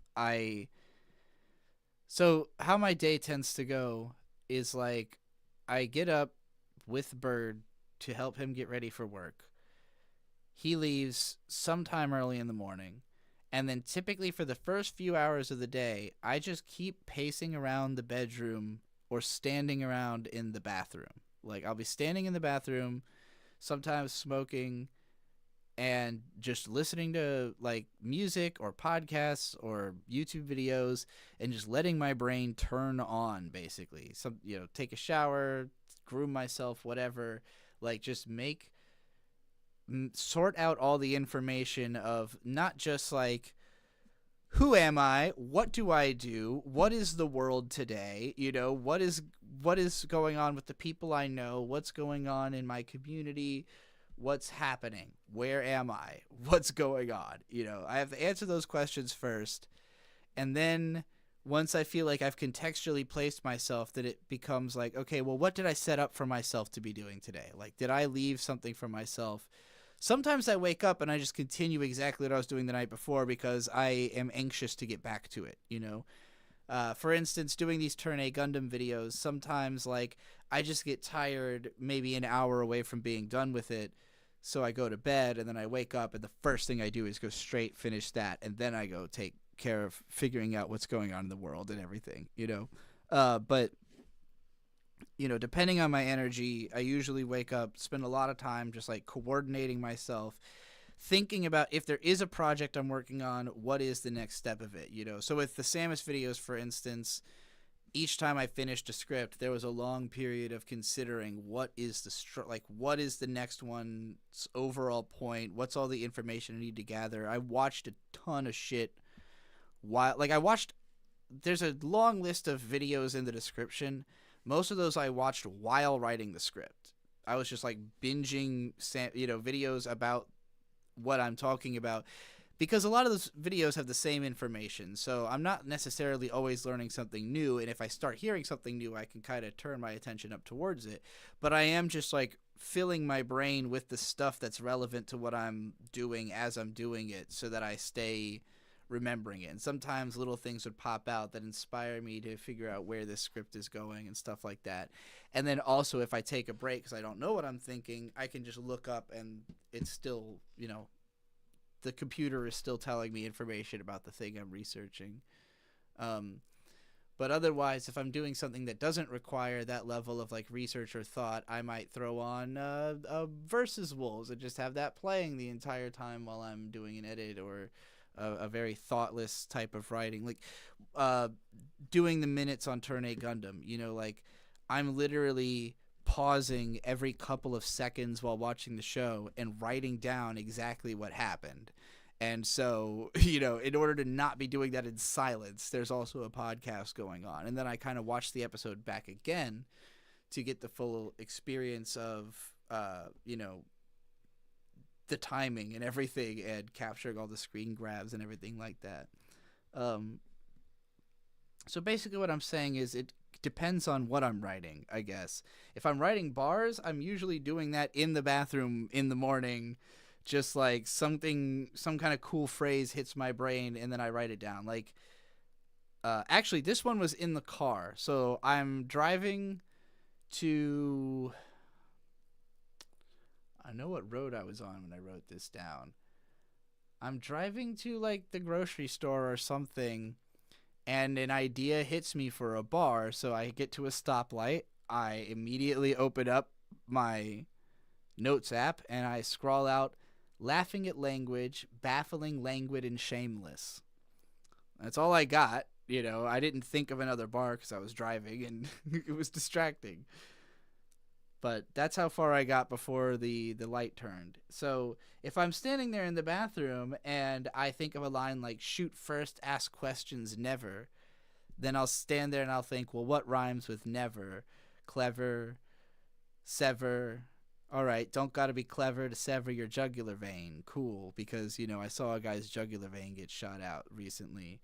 Or make you squeal in pain till you pay me. Bitch, it's fucking babyrainydaily.net. Back again with the hot lead, shredding everything and everyone that steps into my projects. Fuck this shit, get the grenade launcher. Kick ass in your bitch ass, it's hit girl proper. Because I had seen Kick Ass, and so I have the image of the grenade launcher in there. So, it's just having ADHD and writing everything that comes into my brain down as long as it rhymes, basically.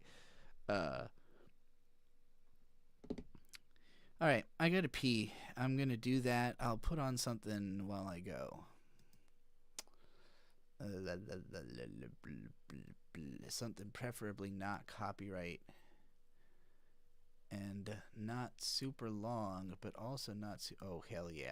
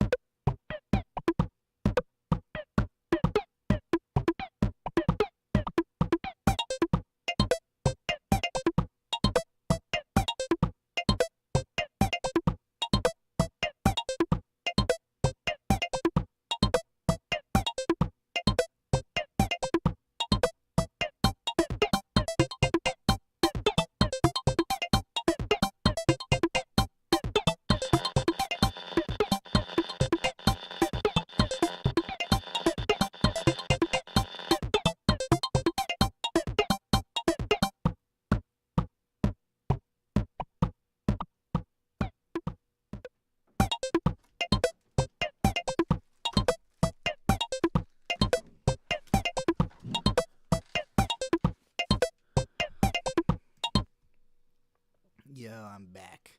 What's my itch.io again? I tell you what, it's linked right down there in the description. Everything is right here on my link tree. You click that and you'll go right to Samus vs. Samus. You'll also go to Taking Minutes on Turn A Gundam. He tells her that the fish toy is what he was after, which she angrily snatches out of Sochie's hand. Yeah. And you'll also go to Picnic Adventure. There's a new Picnic Adventure video just today. I don't know how many of you saw that. There's a new short over here. Let's go watch the new Picnic Adventure short.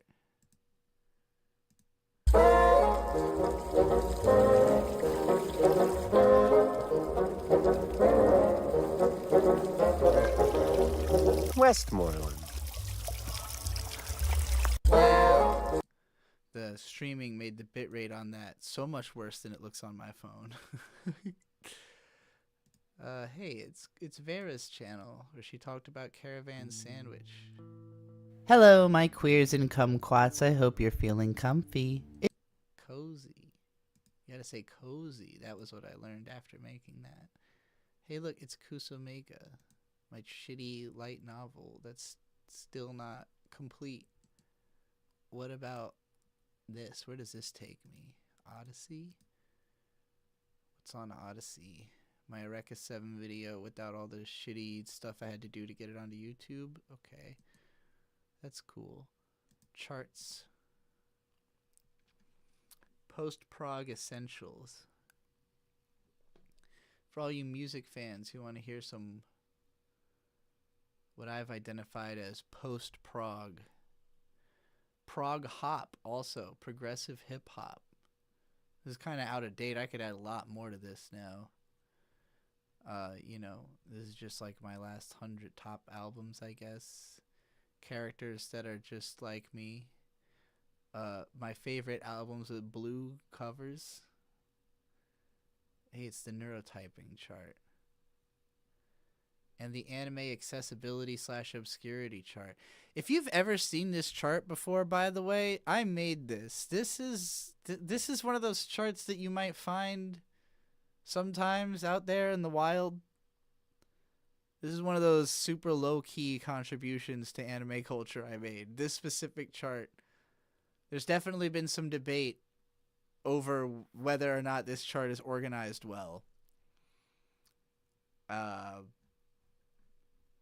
But it was funny because there was a lot of these, accessibility obscurity charts at the time, but none of them went to anywhere near this ridiculous level of density. So that's why mine kind of became a meme. And then there's also my big guide to doing cute girls doing cute things chart here. If you want every different type of cute girls doing cute things, you got it. TikTok? I have a TikTok? Oh, this is all those shorts. Nobody cares about those. What's on Modal Soul Productions? Let's see. Video games. Thoroughly analyzing video games. Muramasa the Demon Blade. That's neat. GameCube chats. Oh my god. No. Those shouldn't even be visible. Digibro never shuts up. This was a podcast that I did before I started YouTubing when I first got my microphone. No, this is before I even had my microphone, I think, actually. Disney Cast, that's another podcast. Wow. It's almost like I've existed forever. Who's Conrad? Oh my god, I drew Flanders Scarlet. Ooh. Okay. Dope. Anyway. You can find all this shit. Damn, Trixie, you watch a lot of anime? Oh, I did once upon a time watch a lot of anime. Infamous dropped list, longer than the completed list, as it should be, in my opinion. Honestly, I'm surprised they're even that close to balanced, but a lot of what I've completed is like music videos and shorts and obscure old films.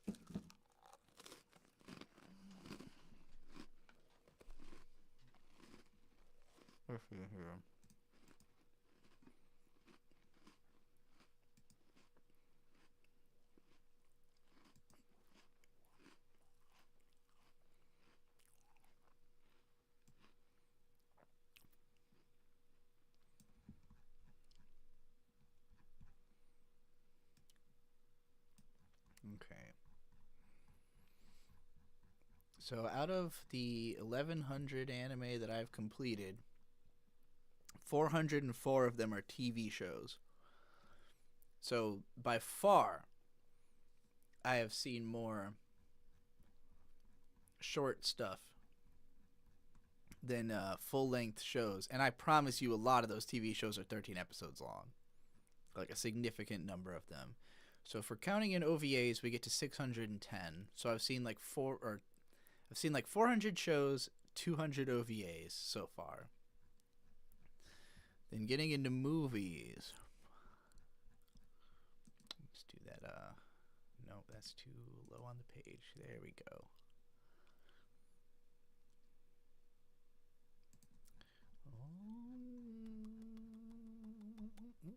Movies took us to 905, so like 300 movies. Specials. We have about 60 specials. Now we're in ONAs, meaning original net animations. That took us another 50 or so. And then music videos.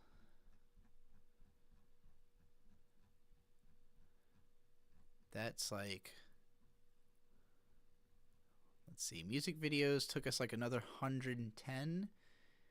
And so I've probably seen more anime music videos than almost anybody else. These are commercials. So you got like 10 or so commercials listed here, and then previews, or these, there's like 5 TV special. I don't know why that's different from special. So yeah, again, lots of different types of anime. So you can't imagine me watching Naruto 1,000 different. You can't imagine me watching 1,000 Narutos. You know, I've only seen less than 100 episodes of Naruto. Actually, what is the longest anime that I've seen? That would be an interesting question. Progress. Pokemon, which I don't know that I've actually seen every single episode of Pokemon. I just know I have seen 276 episodes of Pokemon. Likewise with Dragon Ball Z, I doubt I have seen every episode of Dragon Ball Z. I just am sure I've seen as many as that. I have actually seen all of Inuyasha, but a lot of it I was watching like super sped up, just trying to get to the end of it for Anime Alphabet. Ranma I've watched all of in the natural way. So that Ranma 1/2 is the longest anime I have naturally watched all of. But I have also seen this many episodes of Gintama. Like, I've seen about as much Gintama as I have Inuyasha or Ranma. If we go into the on hold list, I've got 170 listed episodes of Gintama seen. So I've seen about as much Gintama as I have of any other anime. Just, that's not how much there is of it.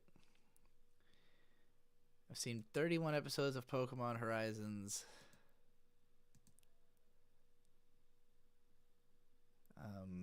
Yeah, okay. This is the mixed list. All of Hunter x Hunter, Yu Yu Hakusho, and Legend of Galactic Heroes. Attack Number 1's another one where, like, it reached a point where I was watching it sped up to get to the end. And then I've seen a decent amount of Yu-Gi-Oh! And Naruto. Finished Cardcaptor Sakura. It says I finished Dragon Ball GT. Again, doubt I've seen every episode. Just saw it a lot on TV. FMA Brotherhood, Digimon. But yeah, you see, compared to a lot of anime fans, I've not seen that many long shows. When we get to 26 episodes, it's a lot more likely. But by the time we're even 150 deep, you know, I'm not even getting 22 episodes into a show.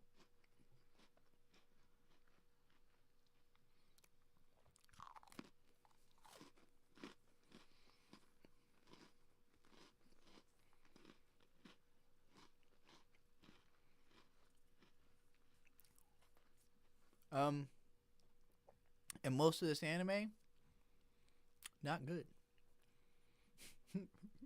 Don't trust my scores either. Those are ancient. What about movies? The Naked Gun was really good. Like, shockingly good. I've seen how many movies? 16 pages? Now, you'll notice here that I watched like every movie from the first like 20, 30 years of film that is still surviving. Like, this is the first, just the oldest shit we got.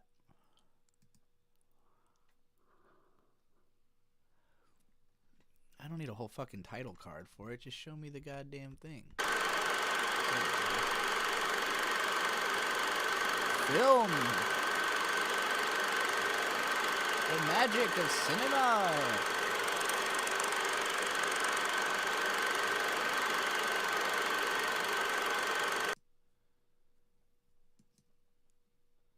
What is this? Naked people making out? Circa 1882? Yes, please. I'm not gonna watch that one. I'll get taken off of YouTube. But yeah, then you get to all these old fucking Disney movies and shit. Fantomas. He's the man. Also, I've listed anime on here too, so it's not like there's no bleed over between the two lists. Carrie was really fucking good. What if we all just sat here and watched Eraserhead? I'm pretty sure it's on YouTube.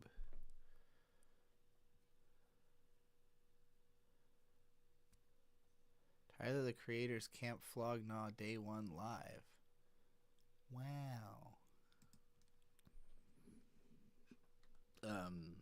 What did I just say? I was going to put on Eraserhead. Yeah.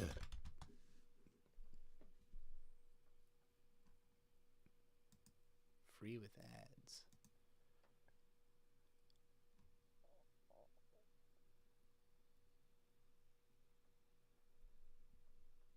Until somebody gives me another question, we're just watching Eraserhead now.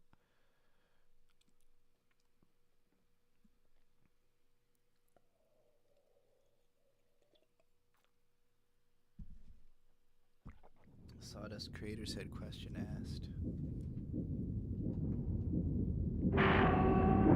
Oh shit, there is a question here.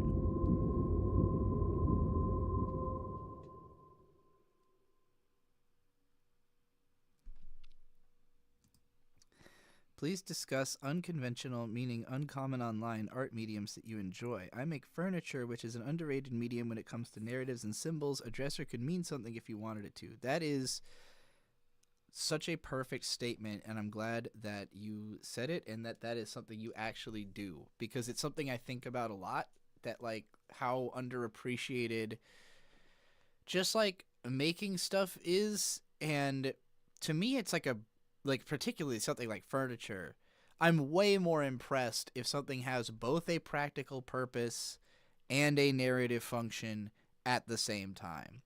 And even when it comes to art, like something like a Turn A Gundam that I'm talking about, right? Like there is a practical purpose in the sense that it gives you information about how war works and like why people are the way they are, and like if it makes you think, okay, yeah, this is something I needed to know and think about.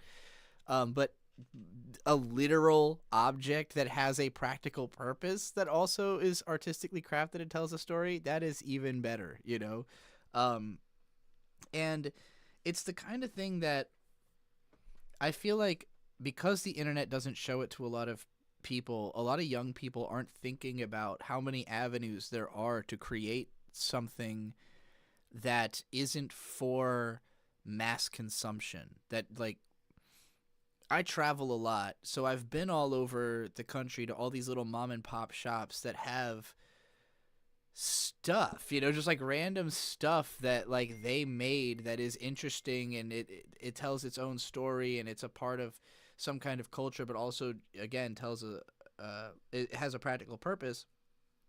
And like those things are, they're sold within their communities, and that is an artistic job.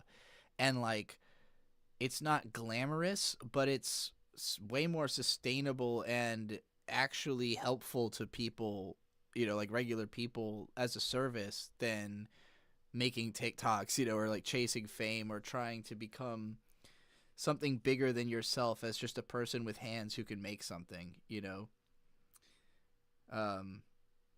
Landon just randomly texted me, "Here's to all the friends I met and lost along the way. Couldn't thank Trixie and Bird enough for becoming my friends and welcoming me into their home, drinking with me, Mint and Riley. Love you all. If you want to rant, talk about Gigix donkey shit movie."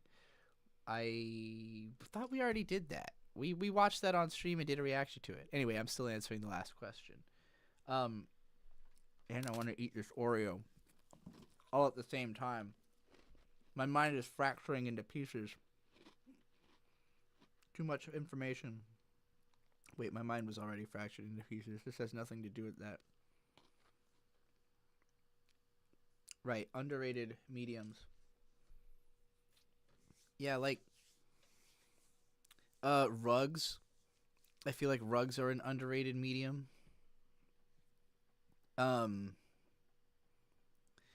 quilts and like these are ones where you can do a lot, you know. Again, like a chair or a dresser, like you mentioned, an armoire. I saw on one of our recent trips we went to like an antiques store. Maybe antique's the wrong word. It was like just an eccentricities shop, you know, like a place with lots of interesting, weird things that you could have in your home. And I always feel like I want everything in a place like that, you know, just like that looks awesome, that's cool, of course, you know, like who wouldn't just want to fill their house with a bunch of goofy, fun nonsense? But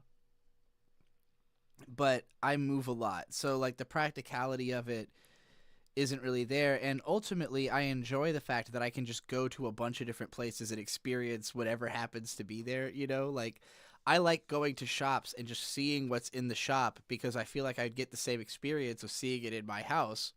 I can always just go back to the shop anytime. This is how I don't spend money on like toys at Walmart. Is like you could just go look at the toys and be like, I know intellectually I'll never play with a toy. It's just not something I'm going to make time for. But sometimes it's satisfying to just see the toys and think about what it would be like to play with them. We just go look at them. They're always there at the Walmart until they bring in new toys. Then you can go, these new toys suck. They should have kept the old toys. But you don't have it sitting around your fucking house taking up space. You get to have new opinions, you know?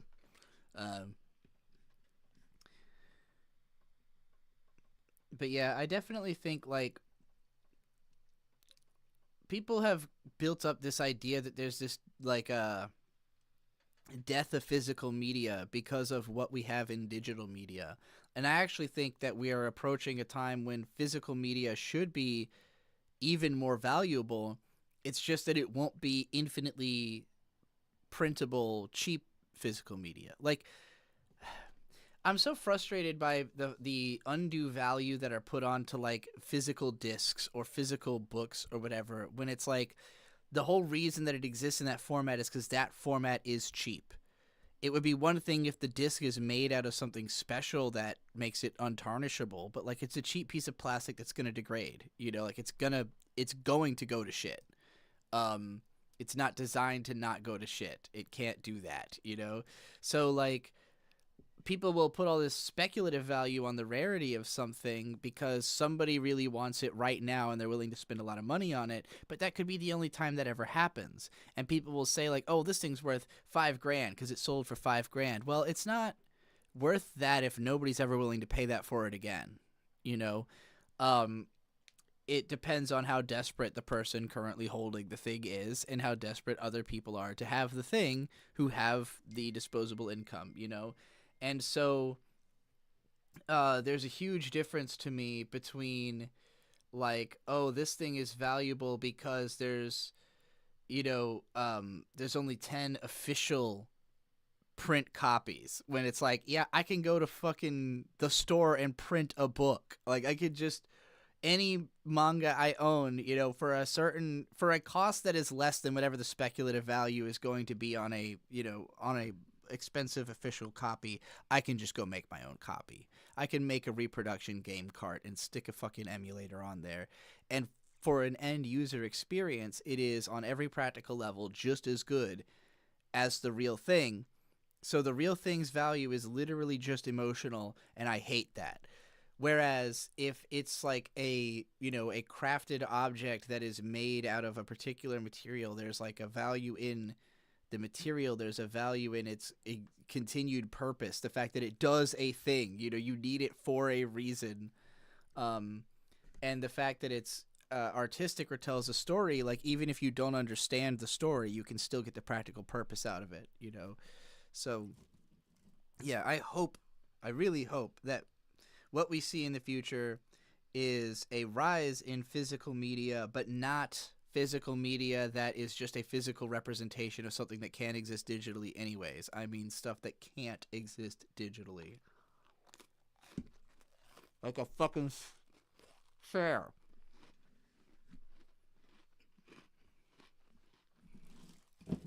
Hello, Isabel. Textiles were some of the original narrative mediums, exactly. And jars and shit. you know. All right, fuck the Gigguk Anime, rant about your favorite manga instead. Ooh. I also got one from Robin. What's a funny billboard or two you've seen? Oh, man.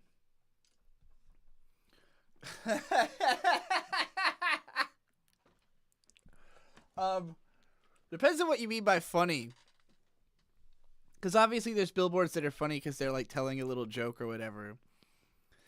I always find billboards the funniest depending on like how preposterous they are, or like what do they suggest about the place I'm in.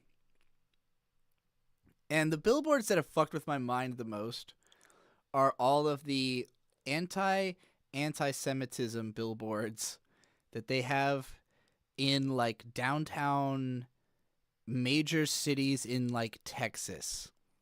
And like I feel like that's the place I saw these the most. And the one that cracked me up the most was like they're always like phrased really weirdly. Like they're always answering some kind of hypothetical question that they think is like something that I guess there is a perception by this billboard that this particular anti-Semitic, idea is pervasive. And so the billboard is providing a counter argument to that idea. But oftentimes I'm like, was that a thing? Was that an anti-Semitism going on? And oftentimes they're phrased so weirdly that they just kind of make me laugh. But the part that gets me the most is that a lot of the ones I saw were like on banks, like next to. One was called Credit Human or something like that. It was like a building called like Credit Human. And on top of it is a big anti-Semitism billboard. And I'm like, y'all, come on. Like, you're setting yourself up for the punchlines at this. This is ridiculous. So, yeah, like, heavily politicized billboards. I laugh a lot at religious billboards. The fucking... The ones that are always come to Jesus, Jesus saves. Just the more like ridiculous the typography and elaborate the imagery, pro-life billboards where they have like some kind of baby mural are always funny. Bucky's billboards are always like some kind of hyper modern internet slang on a billboard, which is always like, what the fuck? Why is that text on a billboard? When I think billboards, I really think of the Philippines, because in the U.S., I guess there must be some sort of laws about how many billboards you're allowed to have within a certain area. I'm remembering now in Louisville, there's this one road where there's like an enormous McDonald's billboard at like a ground level, just like in between two buildings at a place where like the road curves, just massive fucking McDonald's billboard. You don't see a lot of ground level billboards in America. Typically, you see a couple of them in like their own space where like they just assume all of the attention in the atmosphere. And then down in like LA, you've got like super billboards, you got like gigantic fucking screens and sometimes a bunch of them. But in the Philippines, in Manila, the billboards are just simply everywhere. Like wherever there is space, there is billboards. And so you typically just see walls of billboard, like just the whole wall is covered in different billboards and all different languages. It is super, super cyberpunk. But even like most cyberpunk doesn't actually capture how much fucking billboard there really is in the Philippines. Because cyberpunk's usually trying to look more futuristic, and the Philippines looks like just a lot of fucking billboards, I know you're saying it sounds awesome. That depends on what you want your life to feel like. Do you like being advertised to at all times in all directions? It's not really healthy for your mind. Let's see. No, not billboard charts. I want billboards in Manila. None of this feels as extreme as like the stuff I This is more like it. This is what I saw a lot of. Is you're just, like literally walls of tapestries of ads, and just everywhere you look, everywhere you're totally swamped in it. Because there's just not the same regulations about where they can be put or how many are allowed to exist in a space together.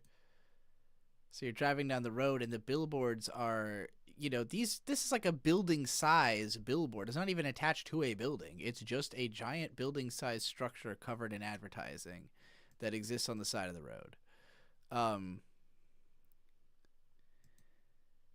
And I don't know how many big cities around the world are like this, but none in America are quite like this. New York has some crazy advertising. Obviously, like Times Square is pretty famous for being just a big, dense ad cluster, but I don't know if it gets this. This is exactly how I remember Manila, just like this.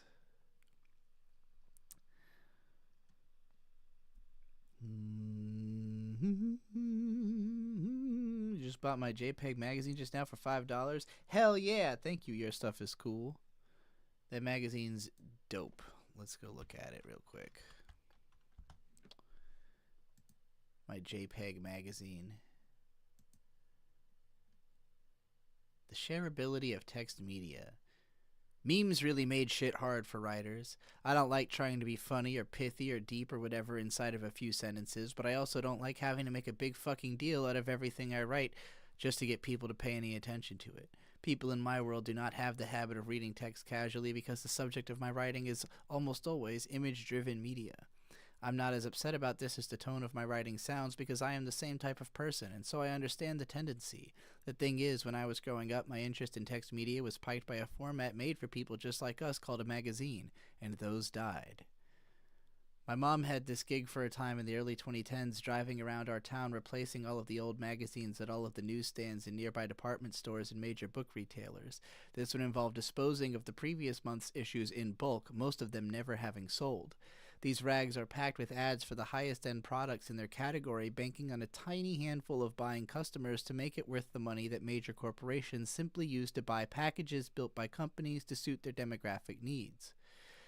So basically what I mean is that if a company wants to advertise, they're going to come to an ad company, and the ad company is going to say, we've got a package where we're going to get you this TV spot and this magazine deal and this newspaper, blah, blah, blah, blah, blah, and they got as much as they can possibly offer in this package.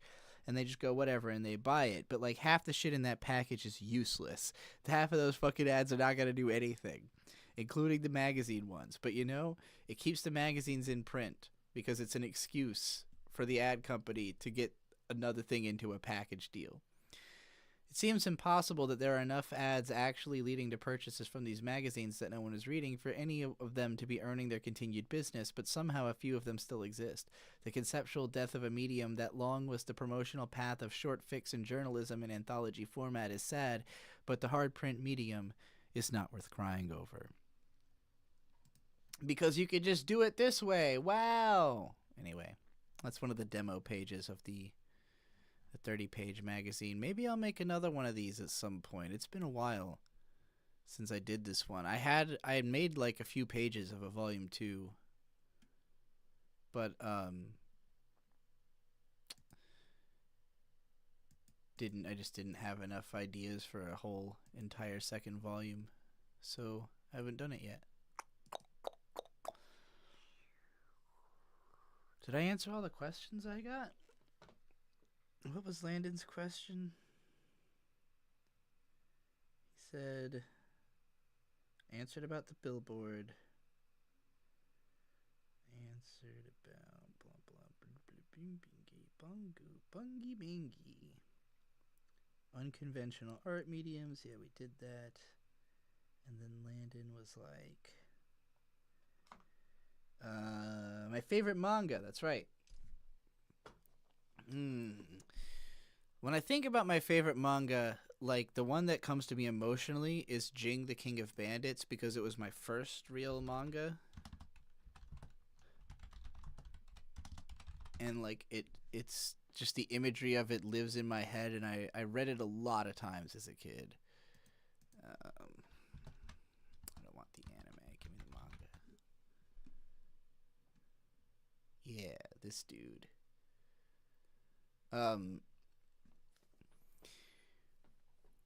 So I first found out about manga, I think, because of the Shonen Jump, the monthly Shonen Jump coming to the U.S. and basically introducing the idea of it. And then also I had a cousin who had brought a couple of manga to my house. I remember reading the first volume of Tokyo Mew Mew. It was like the first collected volume I read.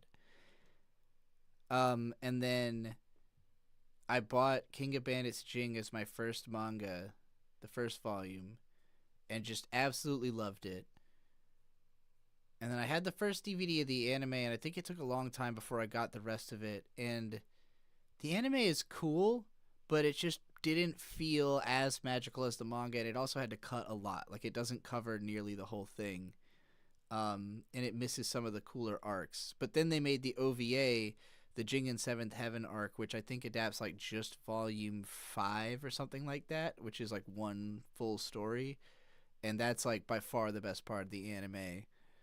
But yeah, this manga is just dope. It's just a dreamlike, weird adventure through an endlessly imaginative world that doesn't really try to be, like, coherent. It's just a bunch of cool shit. And, really sparked my imagination as a kid. Besides Jing, like, if I'm just thinking, like, what are the best manga I've read, like, it's really hard to go wrong with Nazca of the Valley of the Wind or Akira. Both of them had phenomenal film adaptations from the same director who wrote the original manga.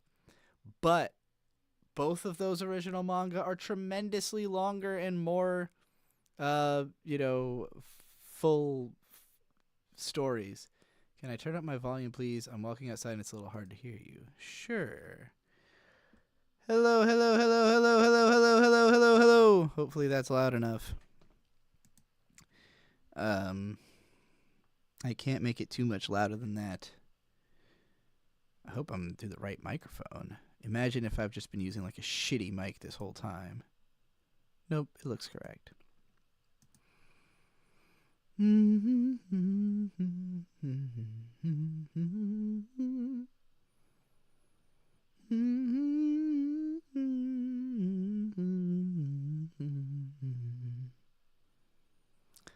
Thoughts on the struggle of trying to keep up with all of your favorite artistic mediums? I don't find it a struggle, personally. But I'm not trying to be kept up with anybody else. Like, if somebody tells me that they liked a thing, that means nothing to me, to the suggestion that I might like that thing. I'm just gonna, if something piques my curiosity, I check it out, but very little does outside of the realm of music. Or, I guess, like, in terms of what do I actually look into, like, New Music Friday happens every Friday, right? And all the new albums come out. And chances are I will hear every album that I'm interested in by the end of, like, that day. I'm going to wake up in the morning and immediately throw on music while I'm starting my day. And oftentimes I'll discuss the new music with my friends on the Discord, particularly Tanya and Nisa and Blind Skywatcher. Like, usually somebody's up, to talk about the new album drops. And we all have pretty similar taste in music. So, and then I'll go into just researching all kinds of other shit. I'm just always putting on music, very casually, just throwing shit on, like, all day long. So I might hear 24 albums in a day, like, just from casually throwing shit on. If I'm not listening to lots of podcasts, which, like, lately I've been listening to Versus Wolves. So I've been pretty much just casually binging Versus Wolves in the background for, like, a solid couple of weeks. But, like, if a video comes out that's talking about an album I didn't hear and they're telling me it's good, I will probably not even finish the video, just go listen to the album. But as soon as I'm convinced to check it out. But when it comes to anime, like, no one's gonna convince me an anime is good. You're just never gonna. No single person has the capability to convince me an anime is good. Somebody could tell me an anime is good. I'm gonna go look up the anime, and if I don't have the feeling of like, wow, I need to see that, chances are I'm never gonna watch it.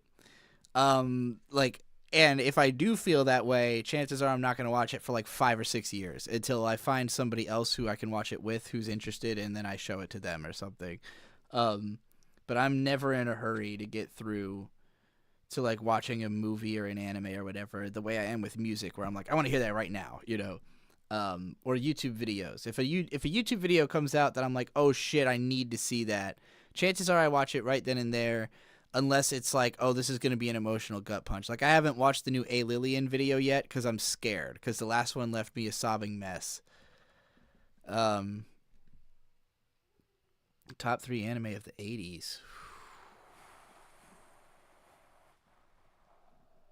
Well, that's the 70s.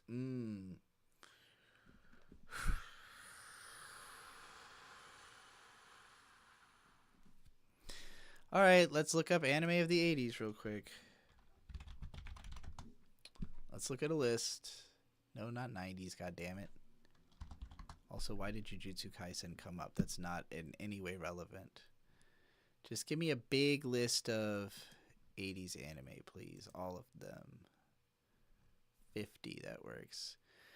Galactic Heroes is mostly a 90s anime. I'm not counting that. Grave of the Fireflies is definitely up there. Nazca's up there, but these are films, so I don't know if I want to count that. I haven't seen Joe. I'm not counting films. Fuck all these movies. Mason Ikoku's alright. Dragon Ball is obviously the best anime of the 80s. This is the ultimate 80s anime. What else do I feel that strongly about? Like, Zeta Gundam is incredible and all. Gunbuster? Yeah, let's put Gunbuster in there. So Dragon Ball, Gunbuster. No, not Macross. Yeah, definitely Macross. Dragon Ball, Gunbuster, Macross. Ranma to me is 290s also. Cobra is from the... Yeah, okay, Cobra. Ranma, Macross, Cobra. What was the other one I said? Ranma, Macross, Cobra, and Gunbuster. Ranma, Macross, Cobra, Gunbuster. That's... Oh, you only asked for 3. Shit. Okay, Cobra, Macross, and Stop Hibari-kun. Space Adventure, Cobra, Macross, and Stop Hibari-kun. That's my picks for the top 3 best anime of the 80s. We're calling it there. This list also has Macross and Cobra near the top. Smart. There's a lot of shit I haven't seen that I know is supposed to be good. I never seen Glass Mask. A lot of people, that's a classic. I never seen Lady Georgie. I've seen very little of some of these magical girl shows and shoujo stuff. So,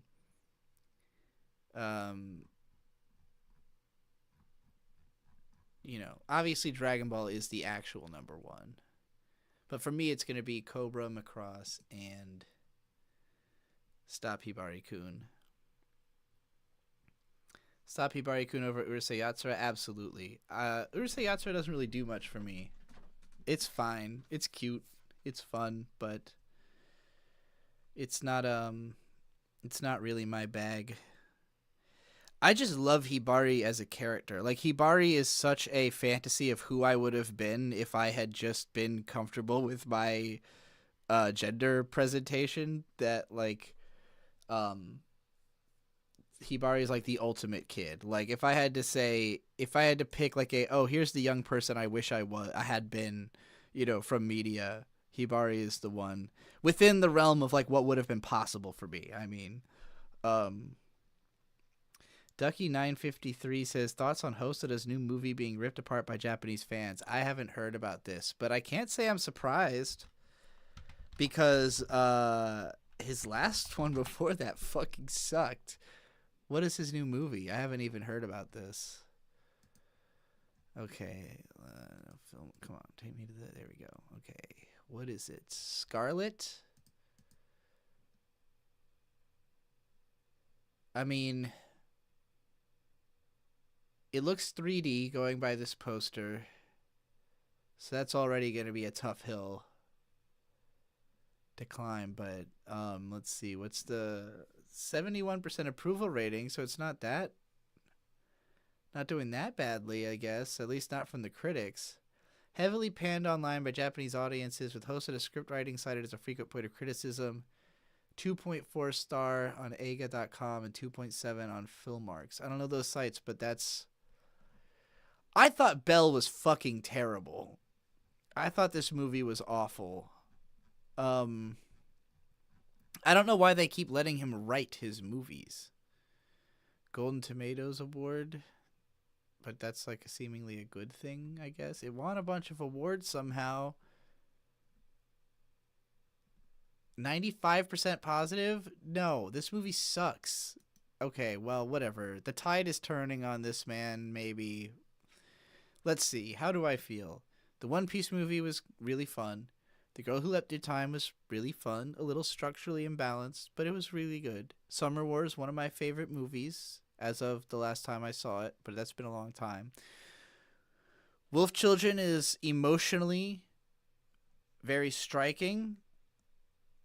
A very unbalanced and weird movie, in my opinion. The Boy and the Beast is a BPD simulator. Like, what it's like to grow up as an abuse victim and develop BPD. This is a movie about that. This, to me, is the key to understanding the rest of why his... Like, if you want to know why Hosoda's movies are going to be the way they are, it's because he's this type of a person. Mirai is really interesting. Again, weird, structured poorly, but it has a lot of neat ideas. And then Bell is like, what if I did everything I've already done, but shittier and just bad, and it sucked? And then I don't know anything about Scarlet. I was going to do a total rewrite of Bell. Like, I literally had started writing I'm going to do a fixed version of this, and then I think I moved in the middle of writing it and didn't finish it. But I was fucking livid about that movie.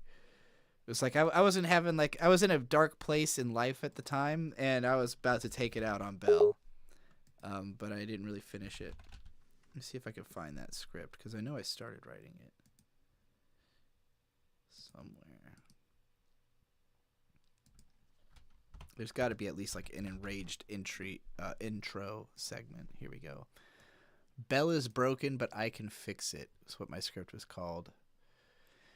Hosoda Mamoru's Bell is one of the most bizarre animated films of recent years and is, in my opinion, hideously broken, but I also think I can fix it. Just like Bell sees the bruised back of the beast and thinks, I need to help that boy, I look at the screenplay for this film and I can't help thinking, why didn't anyone step in to help you, Hosoda? When will the cycle of abuse end? Clearly, it hasn't yet.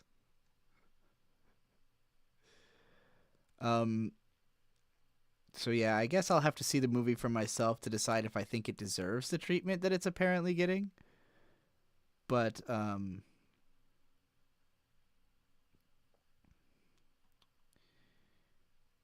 much to review my Mal again, lol? You have to sort by last updated to settings so as not to run into anything you saw last time. We could do that, but I don't really want to. Because anime, I don't want to think about anime that's not Turn A Gundam right now. Besides making fun of Bell for a moment, but saw an ad for Scarlet before the Chainsaw Man movie and the plot seemed boring. I gotta see that fucking Chainsaw Man movie. I don't know if that's still in theaters here, but let me look it up.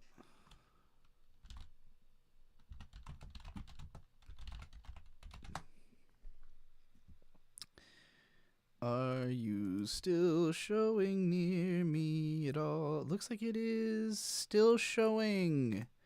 Yeah, okay. Me and Bird got to get to this fucking film. But we don't have any money.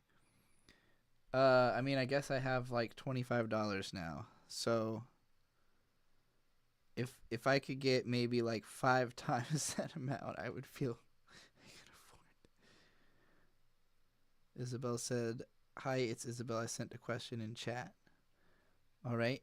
Was the question about the Mal though? Because we can still do that, even though I just said I didn't want to. But or was it top 3 anime of the 80s, and I already answered it, and that was me seeing something that you sent like a while back. Because I just answered it anyway. I was like, yeah, channel member, I'll just do it. But thank you. Unless it was a different question. And then ask it again.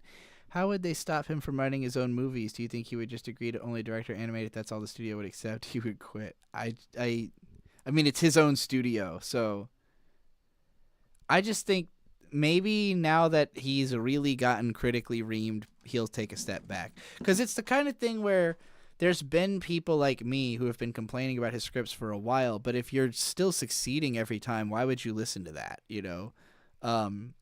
It's going to take somebody, it takes really having a failure for you to reassess what you're doing, you know?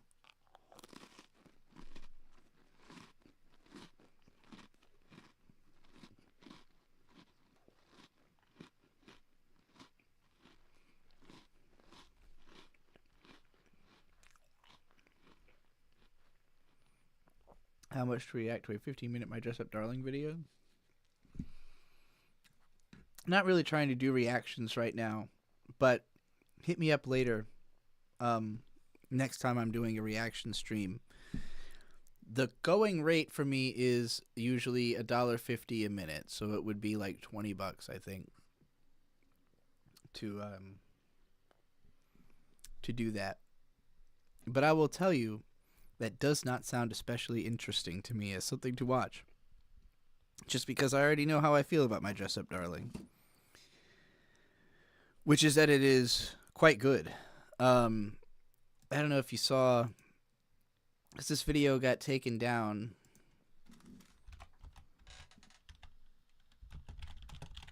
But I had, in fact, made a video about the second season. The first episode, anyway. But YouTube killed it, so I had to put it on Odyssey. But, this whole scene here, which I returned, like, the way this whole bit bleeds his style and nerds who cosplay. And he's in a bunny outfit, you know, so that he can just, this whole scene, they're playing Shinsei Kamate-chan, Rock and Roll while Narayama Nai in the background as like a super emotional scene plays out. And I was like, I can't even believe this is real. As a decade-long Shinsei Kamate-chan fan. But, yeah, YouTube killed my video, so.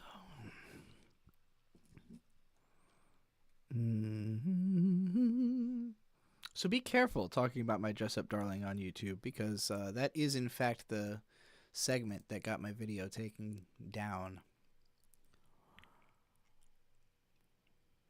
Which is why I didn't play more of it just now.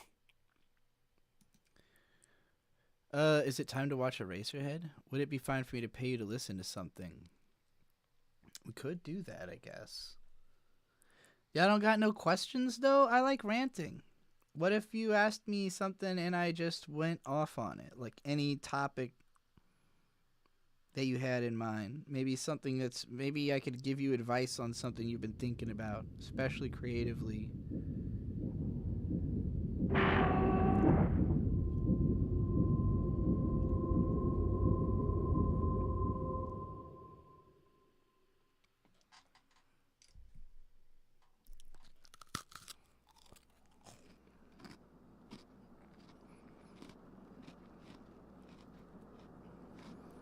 What's the best aspect ratio?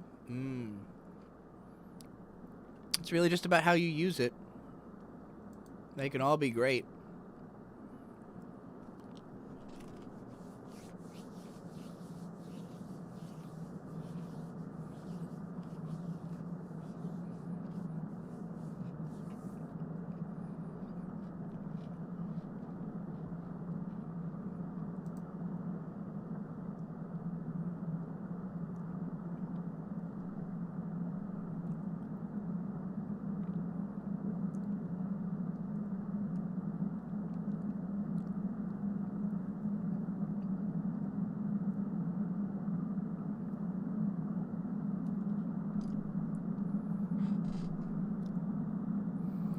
This is what this movie is like, by the way. It's just kind of like this. It doesn't like suddenly become like normal and like action packed or like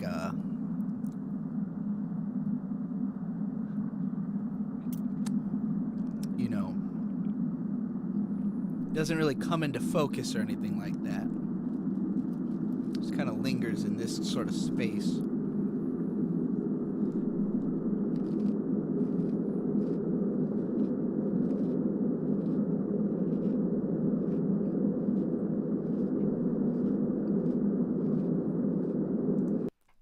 Wait a minute. Can y'all not see anything?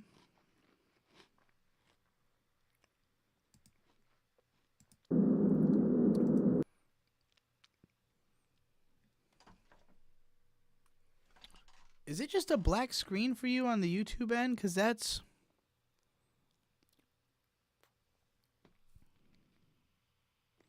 How are they doing that? On my end, there is imagery on the screen. But apparently it's not viewable for you. So maybe YouTube has somehow found a way to make it... Wait, look, it's visible there, but not when I scroll up. Look at that. What the fuck? There's some kind of blocking mechanism they've got for this. But it doesn't affect if I scroll. I had no idea this was a thing. Okay, well, we can't watch Eraserhead. Sorry.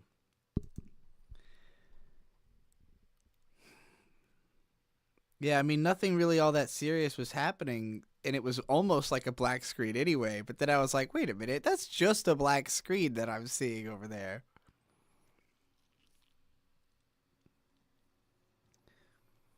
Okay, I paid $15, $5 if you feel like a question, and $10 if you feel like listening to something. Okay. If you disable hardware acceleration in the browser, you may be able to get around it. That's occasionally worked for me. I don't know how to do that, but you know, I'm willing to just drop it because that was kind of just like a meme gimmick I was doing of let's throw on Eraserhead because I'm pretty sure it's on YouTube, but I didn't realize they had some kind of mechanism to block it for me. That's crazy. They clearly don't want me playing it on stream like that, so I'm not going to test it any further. Yeah, fuck YouTube. Anyway, you said you had a question and a song.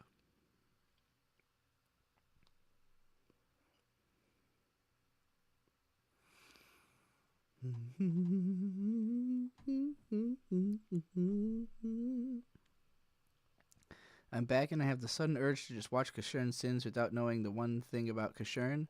I didn't know anything about Kashern when I watched Kashern Sins either, and it was really, really, really great. It's really kind of a reboot, like it's not connected to the original plot, so I don't think you need to have seen it. And it's really good. My question paid for on the itch site is your view on intuition in art. Oh, I see. I see. Intuition in art. I think it's monumentally important and like kind of the main thing. So when I think of intuition, David Lynch talked about it a lot in his work. Intuition was super important for him. Yeah, for sure. I think for me, it's like the main thing. Like I don't put a lot of, particularly when it comes to editing, I'm like one of the least forethoughtful people, I think, in this space, in the sense that to me, what I'm trying to accomplish seems obvious. Like I watch a show, something about it sticks out to me, and I think, oh, I should write about that and why it sticks out to me. And then I do, and then I think, oh, I should put the footage of what in the show made me think that over top of the fact that I think that, and then now it's a video, you know, like to me it's incredibly intuitive. It just makes sense. Like you're discussing an audio visual medium, why not use an audio visual format, you know? So like, yeah, my editing and particular, often I just like if I don't know exactly what would fit a sentence in a script, like it's not addressing directly something that happens in the show, I'll just keep throwing footage at it. Like I'll just grab a scene that I think should work. I'll grab a random segment, I'll put it there, and I'll make the slightest edit, and it usually just works. Like, it's not that I thought, oh, this should work. It's that I think I'll just grab something and put it there, and then it does work. Usually way better than I'm expecting it to, because, again, I didn't think about it. But somewhere in my brain, I just know. Like, I know what's going to work. I know what I've seen, and my brain can make those links without me having to actually put thought into it. So, like, when you watch me edit, you'll see me just doing things that it looks like it looks very confident, and it's not because I premeditated it. It's just because I have a natural sense of what should be how it's done, you know? Sometimes I have to find it if I'm not that familiar with the footage, and I have to, like, really study what I'm working with. But, yeah, intuition plays a way bigger role than any sort of planning does or forethought does in me creating personally. Even when it comes to, like, my songs, like, typically I will write a bar and then I just kind of, I will read it back and try to figure out a melody that makes sense for that bar. Like, what is the rhythm and melody of this particular lyric? And then when I write the next lyric, I'm just copying that, you know, I'm continuing that melody. I'm logically finding how does it go from there. And then eventually I've got a whole song, and, you know, oftentimes I literally do the first take. Like, what you hear on the finished song is I just turned on the microphone, did it how I think it's supposed to sound, and then shipped it out. So yeah, intuition is huge for me, but also you have to shape your intuition. You have to, more than the word intuition, I like the word instinct for this, because you think of honing your instinct, right? So, like, if you are training for boxing, for instance, you want to instinctively dodge a punch. You don't want to have to think, oh, that punch is coming towards me, what do I do? You want that when a punch is coming towards you, your body will naturally dodge without you even before you even realize the punch is coming towards you, your body should already have reacted the way it's supposed to. And the only way to make it do that is to keep practicing it over and over until it happens with no intention, until it's just the thing your body is used to doing. And so when it comes to art, you know, that's where practice comes in, but also you have to be practicing towards a specific end, right? So, like, where the thought comes in is when you're thinking not like, oh, I need the movie to come out exactly this way, but when you're thinking, like, who do I need to be to make a movie that will come out the way I want it to come out? That's where the intent really comes in for me, is like, who am I studying? Who am I trying to be like? Who am I copying? You know, if I'm getting all of my language from people who use poor language, then my language is going to be poor. But if I'm seeking out people who are great speakers and listening to them speak, or people with lots of perspective and I'm listening to them speak, I'm going to have great language and great perspective by instinct, you know? I didn't set out to use the words I do. And there used to be a time where I'd get comments that were calling me pretentious and stuff for using certain words. And I always thought it was funny because I'm like, I didn't try to use that word. That's just the word I know because I read it. Yeah, I read it from other people saying it.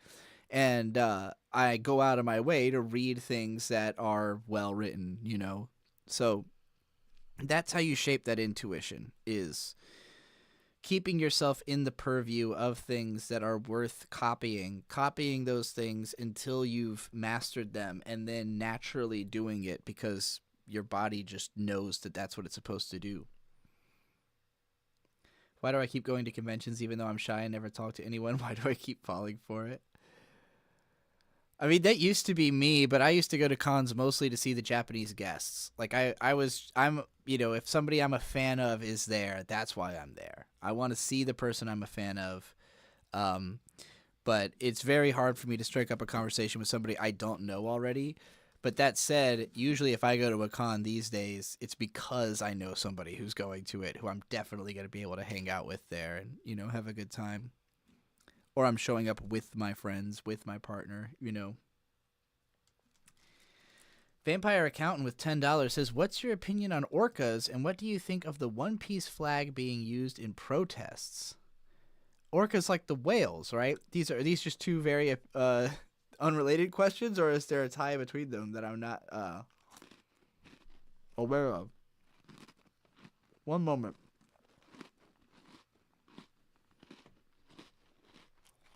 I was very compelled to eat that Oreo.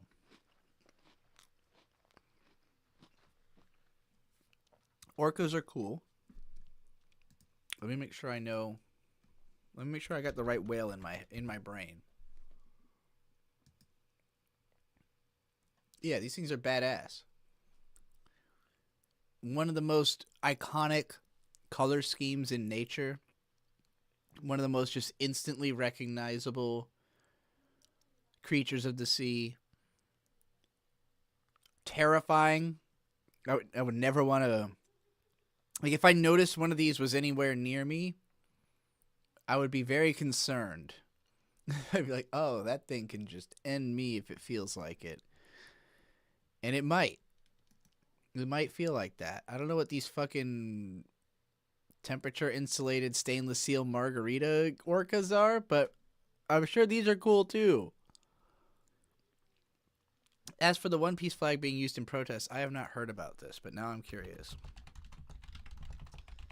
Or do you just mean random, like all the time it's happening?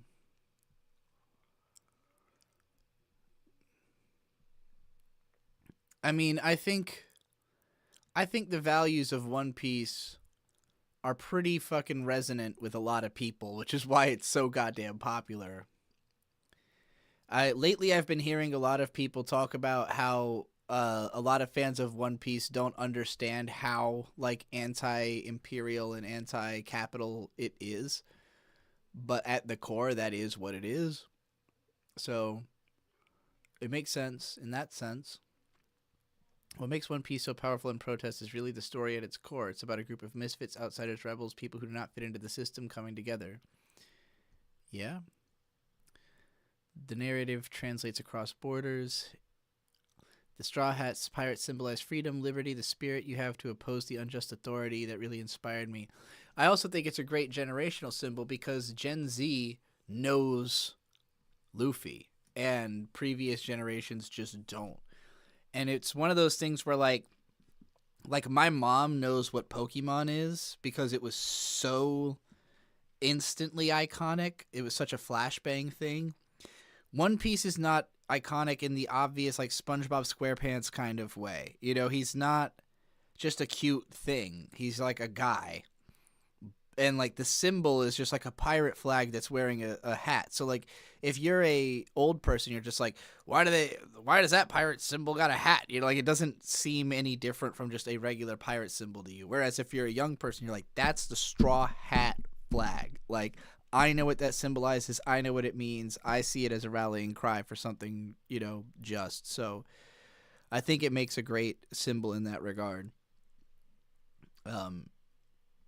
It creates a very us versus them connection of like, you know, are you on Luffy's team or are you not on Luffy's team? Like what kind of good person wouldn't be on Luffy's team, you know? Did I hear about orcas sinking yachts? They didn't go after the people afterwards. I did hear about that. Yeah, they were like doing it for fun, right? Because they just see it. I remember it was something to the effect of they think that because it's like a roughly the size of an orca that they can just fuck around with it and like play because that's what they do to each other. So they're just like, haha, we're gonna flip you, dog, and then you know they just go off giggling and the people are like, ah.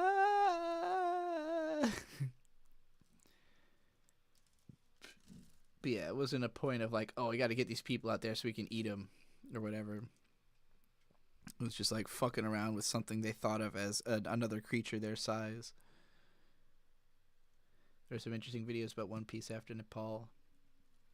Was Nepal the one that just had the fucking awesome revolution where like the Gen Z just like hoisted all their government officials out and burned their fucking houses down, but then saved all their wives and like repaired all the damages and caught all the thieves and looters and like made them publicly return their shit?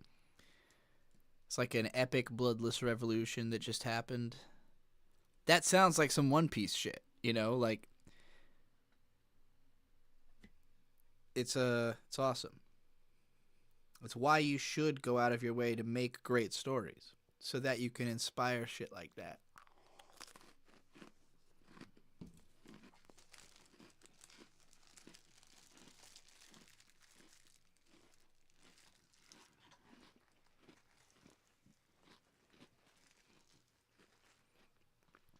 Or you could just sit around eating Oreos all day like me. Nah. I know you've all got a story in your heart. You got to get it out there. Because you never know when you're going to go. Life's a bitch and then you die. That's why we get high. I'm out of water and coffee. I'll be right back. Let me put on a video or something while I go get water and coffee.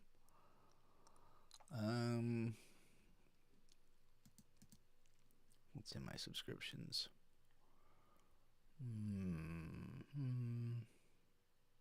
No.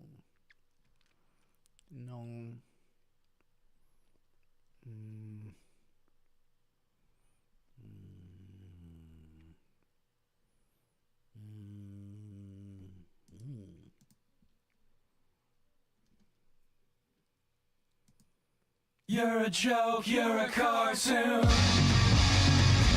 Everyone laughs at you.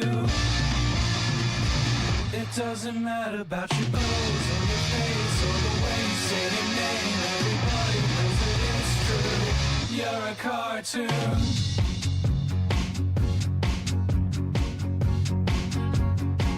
Remember when you were a poet, writing truth to fight your demons? But the songs got too familiar to anyone who'd listen to your plight. And the demons stole the real you. Now you're a dog in a scrappy fight, like a ghost in the rear view. You're a joke, you're a cartoon. Everyone laughs at you. It doesn't matter about your clothes or your face or the way you say your name. Everybody knows that it's true. You're a cartoon. Some real asshole news. It doesn't matter about your look or the style or the size you try to hide. Everybody knows that it's true. You're a cartoon.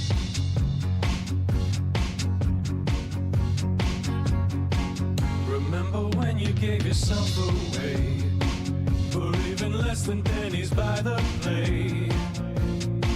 But the money doesn't keep you right when all the bills affect you on the side. You talk big like there's something to prove. In this game, it's play to lose. You ain't got no truth to spew. You're a joke, you're a cartoon.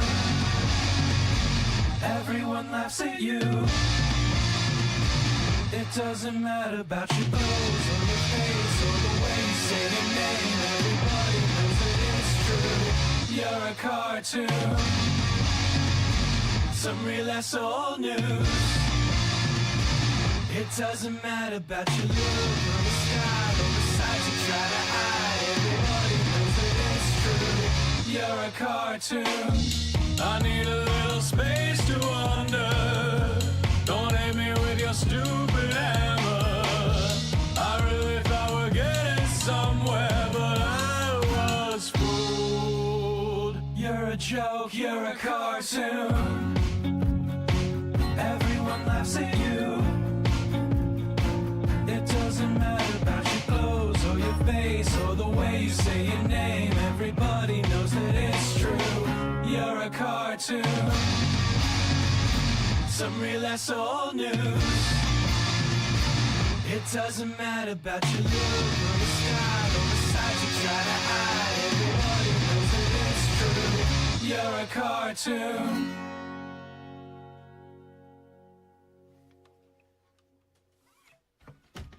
Dropped my fucking skateboard.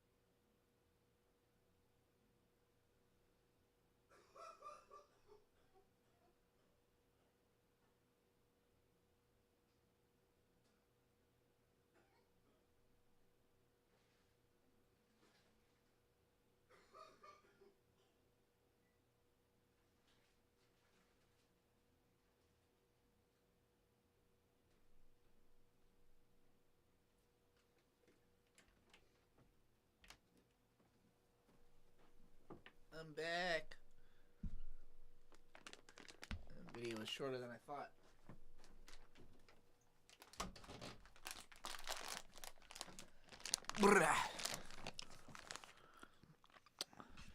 Anybody still around? Y'all still at home? Y'all still chilling? It says there's 12 of you watching. Bagagwa. Hello, Desperdane.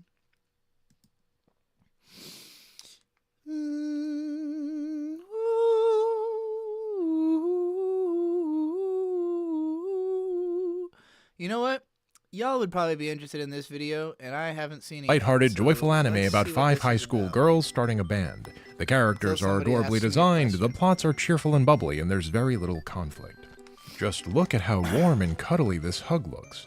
Isn't that nice? Doesn't it make you feel good? The show is as wholesome as animation gets. And yet, there is something of a long-running paradox, almost a meme concerning K-On!, and that is that K-On! Happens to be particularly popular amongst apparent Nazis. Or more precisely, it's especially popular amongst certain maladjusted, antisocial young men who often adopt the appearance and eventually politics of extreme nationalist populism.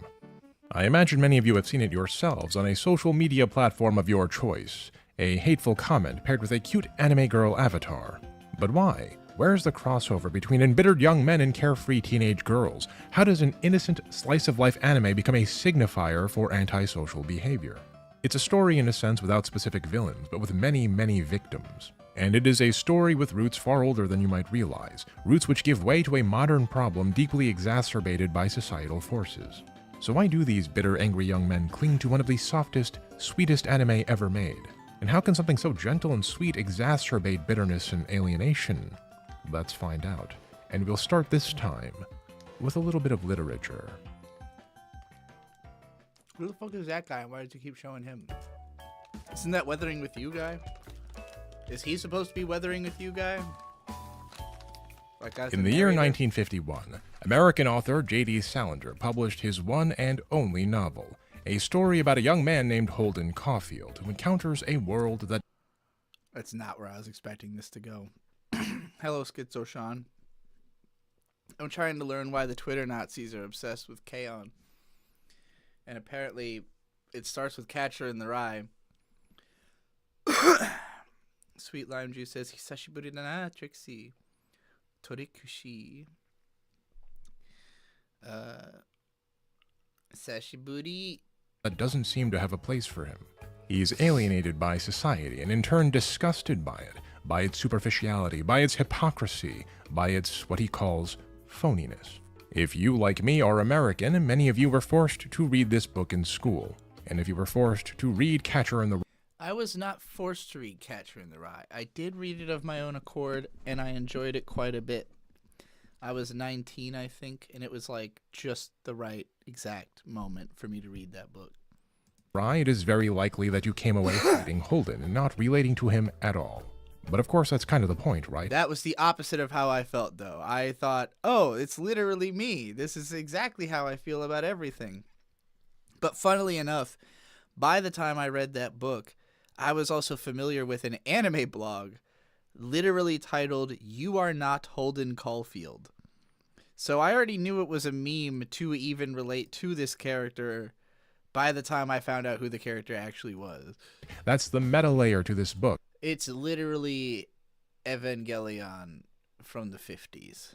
Of every 10 readers, I'd say maybe 9 find Holden to be whiny, immature, and nonsensical. But I promise you, there was at least one person in that 10 who saw themselves in Holden Caulfield and felt alienated by the other 9 people who simply Is never he going to draw a comparison to Evangelion? There's one section or of The is Catcher in the Rye that not kicks what the around in point my of this brain is? sometimes, and if you were indeed forced to read this book when you were a teenager and hated it, I encourage you to go back to it now with the perspective of a stressed and weary adult and try reading it again. The context is this. Holden Caulfield has been drifting around New York, as one does, becoming increasingly disillusioned with the phoniness of the adult world. He then visits his younger sister Phoebe, who is one of the only people he genuinely loves and trusts. And as he grumbles and laments his circumstances, she challenges his worldview by asking a simple question. What do you want to do with your life? To which Holden responds as such. I keep picturing all these little kids Okay, yeah, I engaged know with the the fucking responsibility plot of Catcher as a in the lost goddamn- cause. The Rye, which he declares and there have been. Alienated, he stumbles upon Fujitsubo's young niece Murasaki. She's only 10 years old when they indulge. He clings, he idealizes, he imprisons, he prisons. Mental fantasies that reality, all of life presents itself as an immense accumulation of spectacles.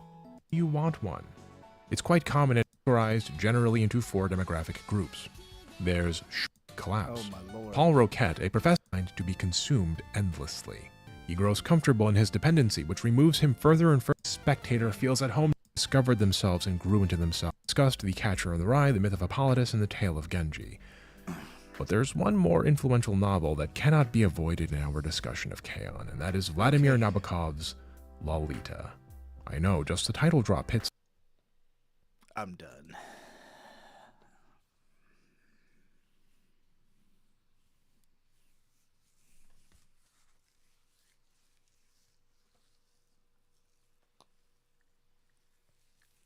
Ugh.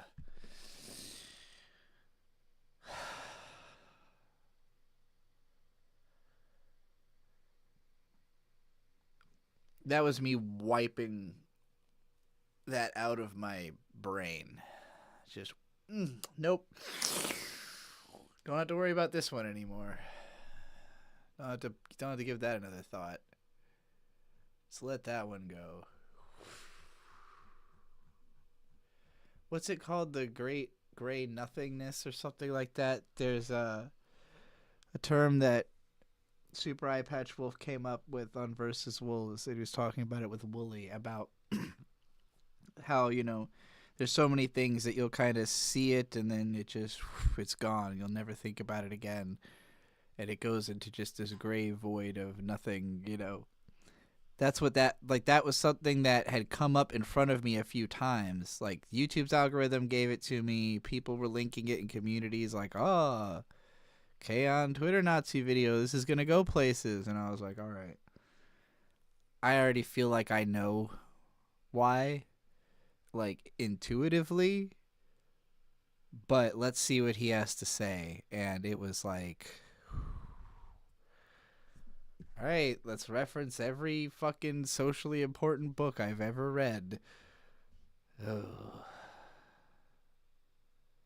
What did I think of Starburst? It's great. It's really good. It's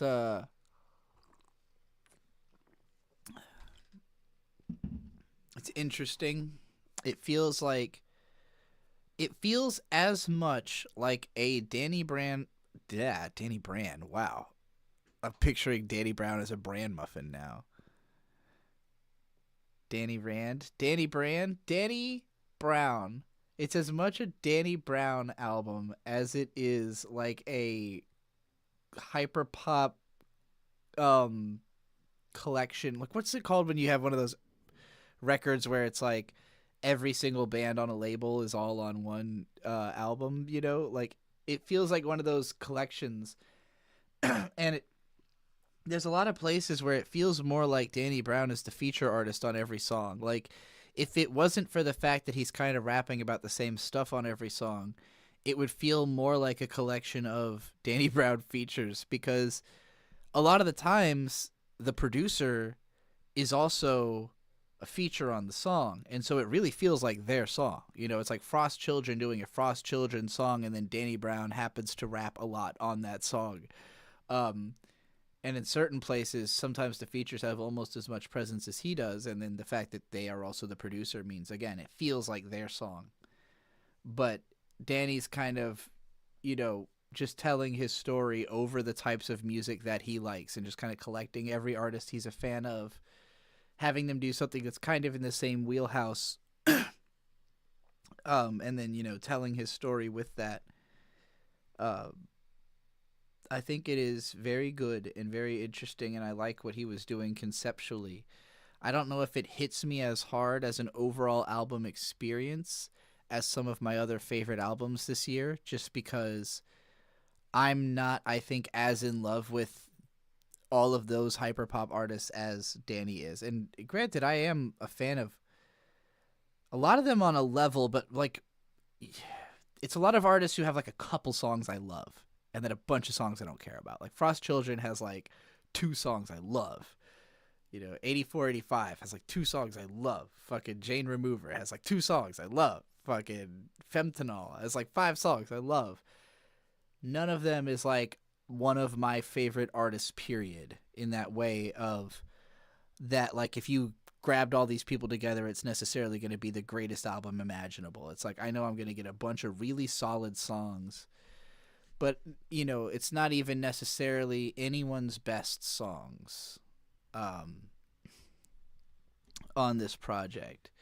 So that's the only thing that keeps me from loving it as much as, say, Let God Sort 'Em Out, or Neighborhood Gods Unlimited, or the brand new De La Soul album that is fucking mind-blowing, Cabin in the Sky.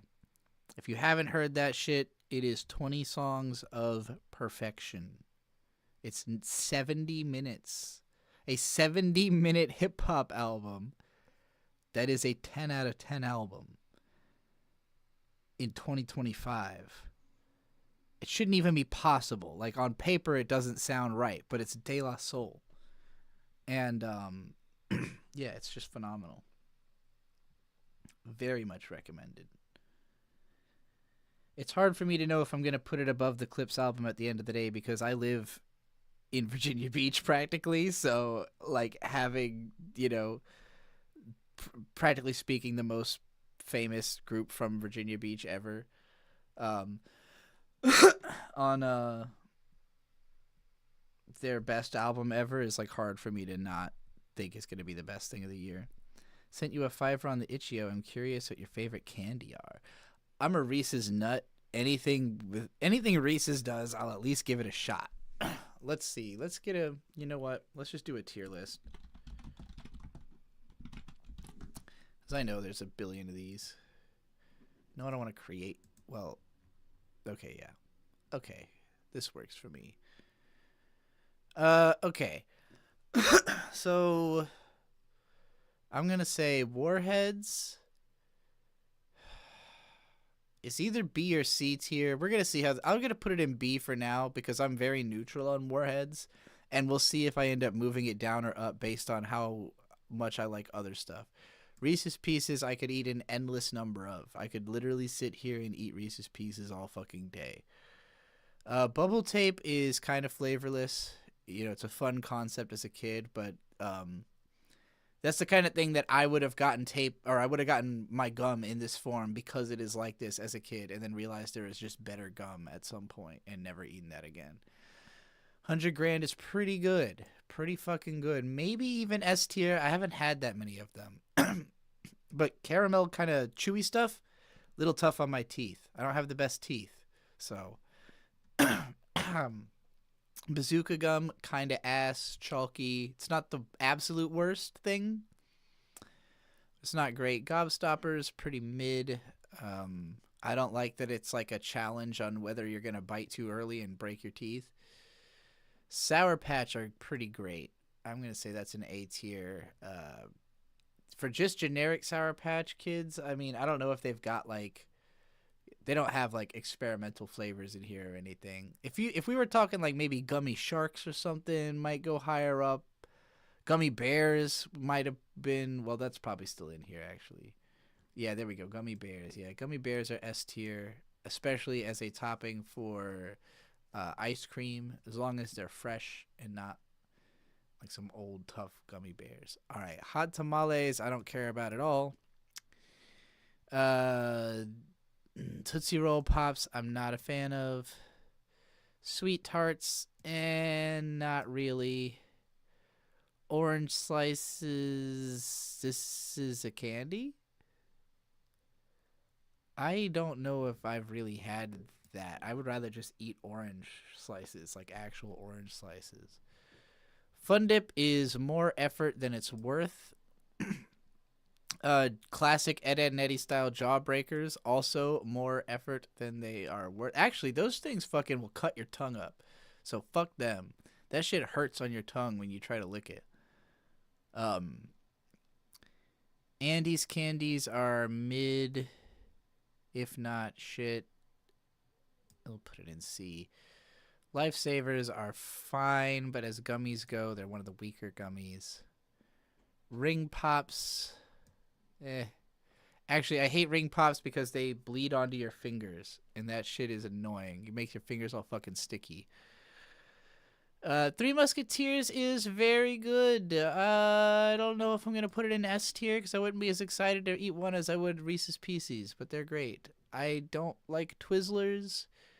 Jolly Ranchers are super mid. Actually, worse than Life. Actually, no, I'm going to bump Lifesavers up because I would be a little bit excited to eat some Lifesavers probably.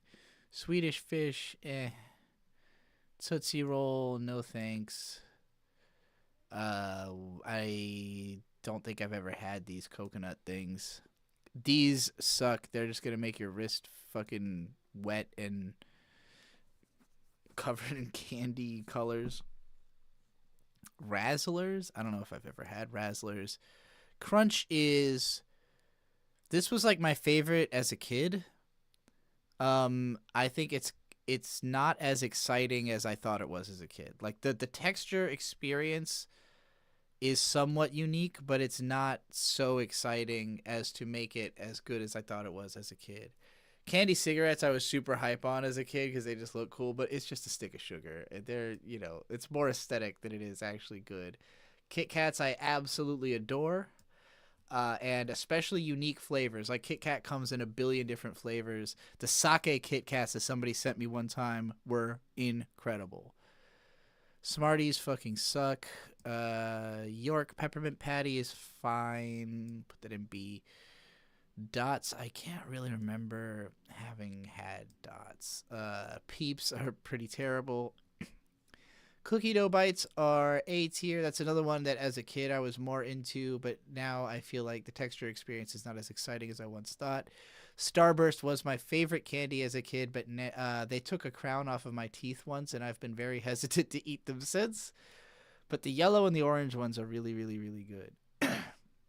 Those are some of those artificial flavors I'm a fan of, Reese's regular peanut butter cups, I'm going to say, are one of the less exciting ways to eat a Reese's, but they're still quite good. Fruit Gushers, I ate the shit out of these as a kid. We'll say B tier. They're still pretty all right. They have like a weird fake taste to them, though. Lemon Heads, no thanks. Airheads are okay. Random Fruit Pops, mid. Hershey's Kisses or whatever. Sour Patch Watermelon is actually pretty good. Snickers is fine. Twix is fine. Nerds are whatever. Milk Duds, no. Atomic Fireball, no. Milky Way is kind of mid. These like the ones that Blow Pops. Okay, yeah. No, Blow Pops are kind of ass. Lifesavers hard candy? No. Pez are fine. Very generic. It's more about the toy. Pop Rocks? I kind of hate Pop Rocks. Controversial opinion, that is not a pleasant experience to me. I don't like that feeling at all. I don't know what the fuck this dab wax looking shit is. I don't think I've had that before. Mike and Ike's are they're fine, I guess. M&M's are pretty good, pretty generic. You know what? I've definitely gotten warmer on M&M's as I've gotten older, because as a kid I was just mad at the fact that they were so popular and that was like always what you would inevitably find everywhere. But I don't know, I got used to them. And the peanut butter ones are pretty good. Jelly beans are a real mixed bag. Obviously, Whoppers, meh. Candy sodas are okay, I guess. Not a big fan. Skittles are pretty great. Yeah, A tier. Keep in mind, there's like 6 different types of Reese's I would put on S tier. Like a Fast Break would be on the S tier. A fucking Reese's Sticks would be on the S tier. Like a Heath Bar, I can't remember ever having eaten one of these, but we'll say C. Laffy Taffy is kind of ass. It's like a worse Airhead. Skittles. We already did Skittles.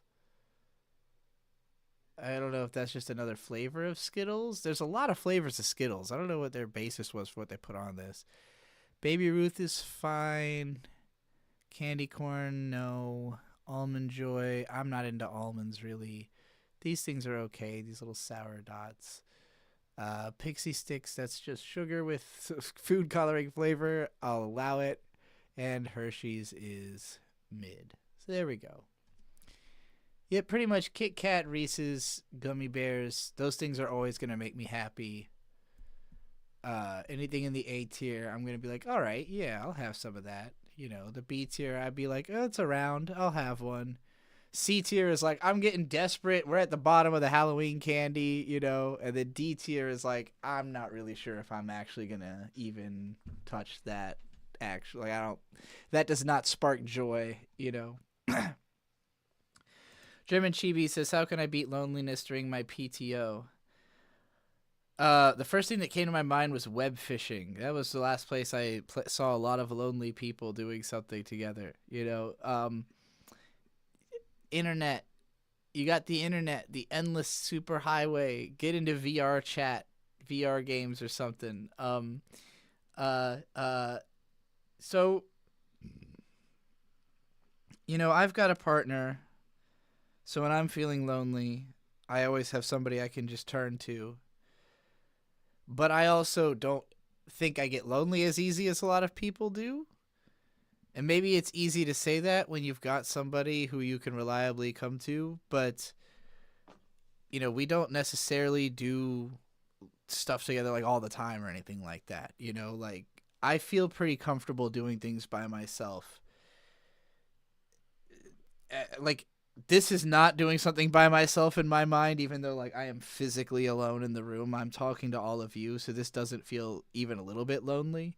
But like, I don't do a lot of this because I don't feel that like, oh, I need to talk to people, or like I need to be seen right now, you know, like usually if I do a live stream, it's like, I need to make a little extra money before the month is over and I'm feeling yappy, you know? Let's see if we can make those two things work together. But like, I can easily just spend all day by myself, you know? I'm surprised you don't feel lonely given your past and what you said you feel about your life. Well, it's that I'm used to it. And like, being around other people doesn't necessarily come naturally or feel normal all the time. And like, there were times, I would say throughout most of my past, my problem wasn't really loneliness, it was self-hatred. It's that I didn't want to be alone with myself because I don't like myself. I didn't like the things I would think about or that I would do because I felt unhealthy, and so I would just focus on that sickly feeling. You know, like if let's say I'm just doing nothing, right? Like I'm just sitting completely in silence. This is now something I do all the time.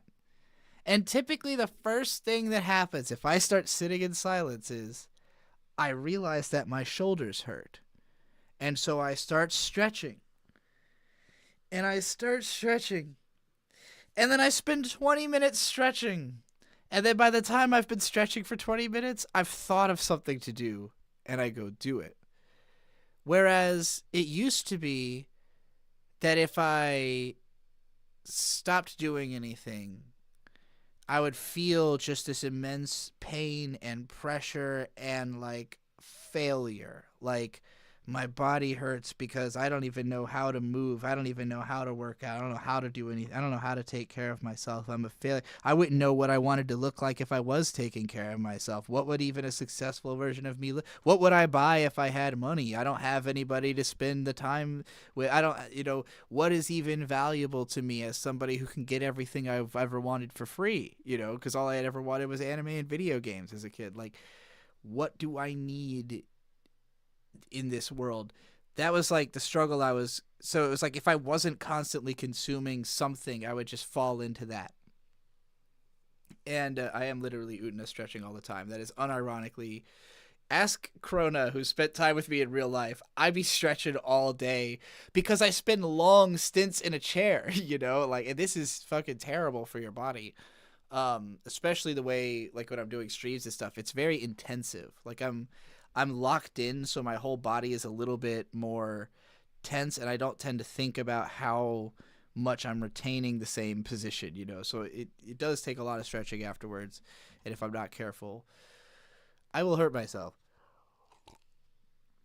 But you know, the version of me that used to do these streams, I would have come out of them like dead. Like the version of me that used to be like really full of self-hate would have been so full of regret about things I would have said or how I would have thought I came off on stream. It would have just knocked me unconscious, you know? Like, and it, for the first like 5 years of my career, I very rarely streamed, and almost every time I did, I had other people with me, and usually I was playing video games, you know? And it was never like big deal streams. It was usually something I announced that day and then did that day. How did I get over the self-hate? I stopped tasking myself to unreasonable standards, basically, or really just at all. Like, as far as I'm concerned, your job was to be born, because being born proves a genetic point, right? Like, as a as a member of the species, like, if there's any sense of purpose that living things have, it's to prove a point genetically about like what's possible. And it's not necessarily that has to be continued forward, just as that there is I mean, sometimes it might be, but if your personal sense is this shouldn't continue forward, like, oh, I'm a unique genetic mutation, but, you know, not necessarily in a way that that I think needs to be duplicated. That's a choice you can make. But, like, to me, being born is all you really needed to do. And after that, you can die or you can live or whatever. Just try to, like, minimize the damage, you know? And I don't think I cause a ton of damage. I know intellectually that, like, participating in some of the systems I do, like having a phone, you know, like having one of these, like, on some level I'm supporting, like, an industry that destroys people just by owning one of these.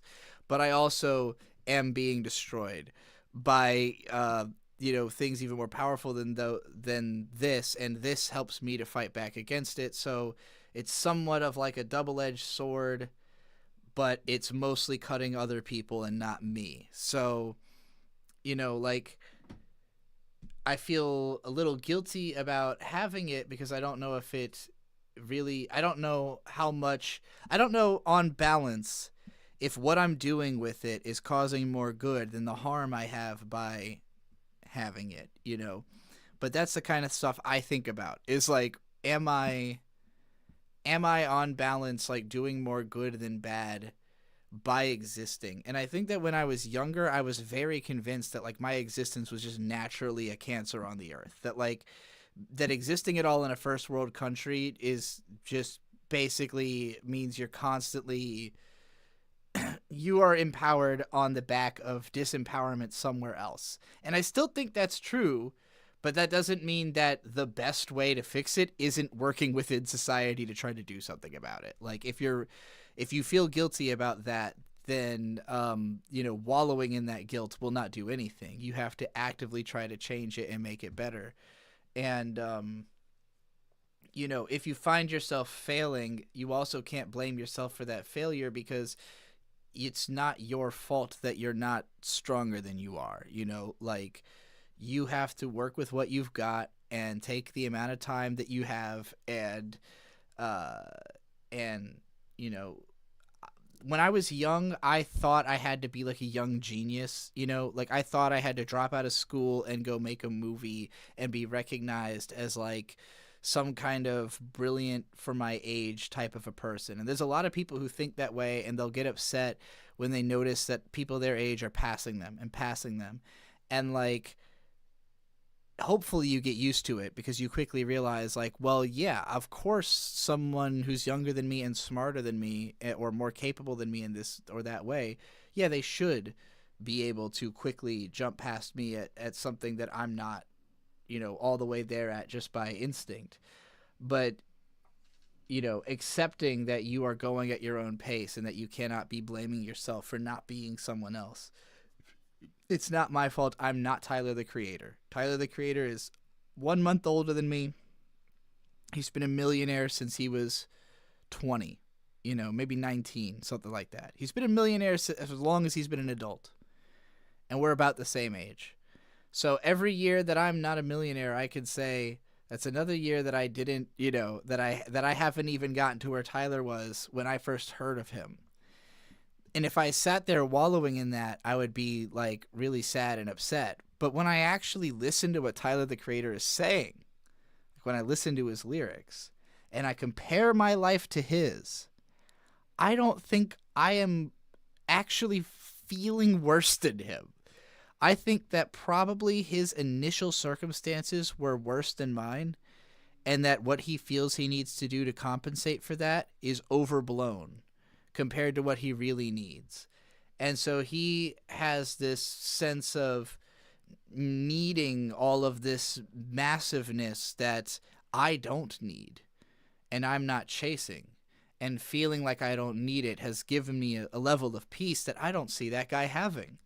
And there's some level where I think, well, would it be worth having less peace to have more impact and to be able to be inspiring and do all that kind of stuff that I see him doing?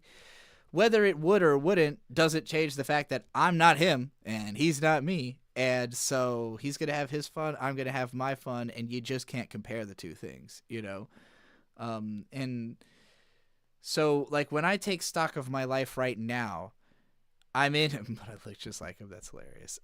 There's a lot about, like, how my life is that is just better than it's ever been. Because, like,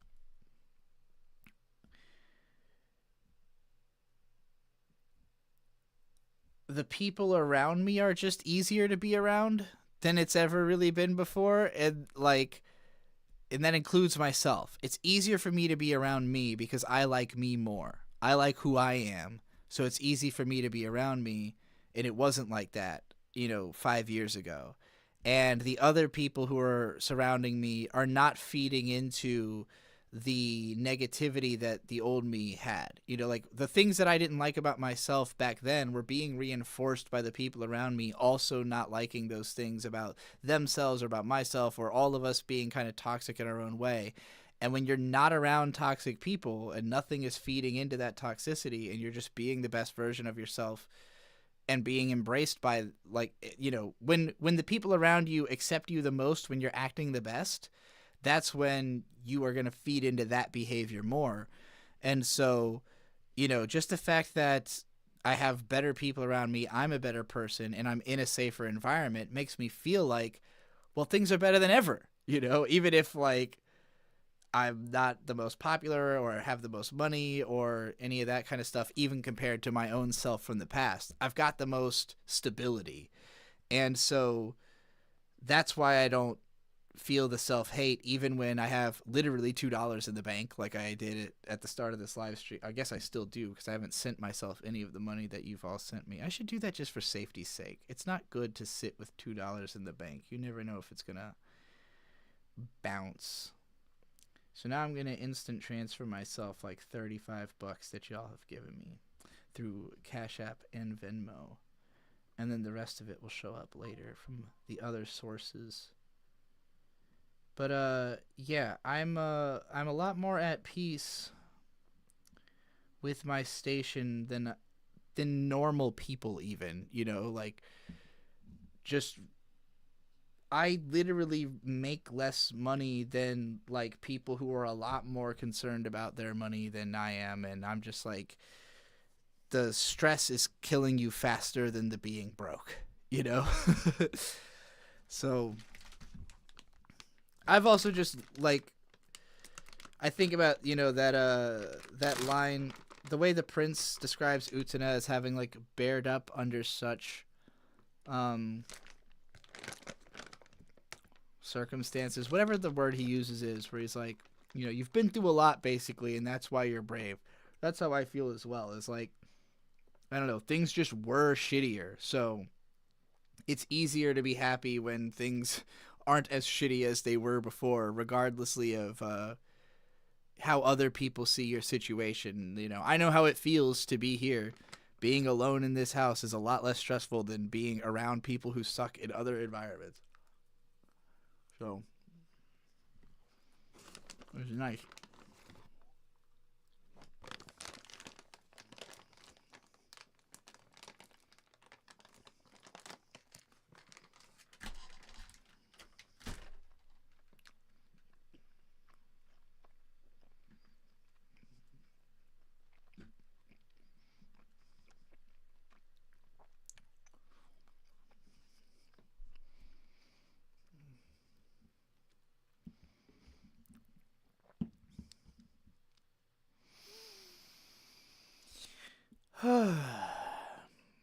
I don't know if I can say a combination of words more inspiring than those ones, so.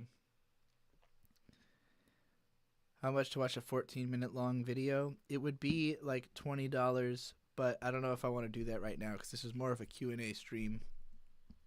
German Chibis with $5 says, is it better to focus on doing cool work or to be positioned where you can watch humanity change in real time, especially with the rise of AI? Ooh, that's an interesting phrasing.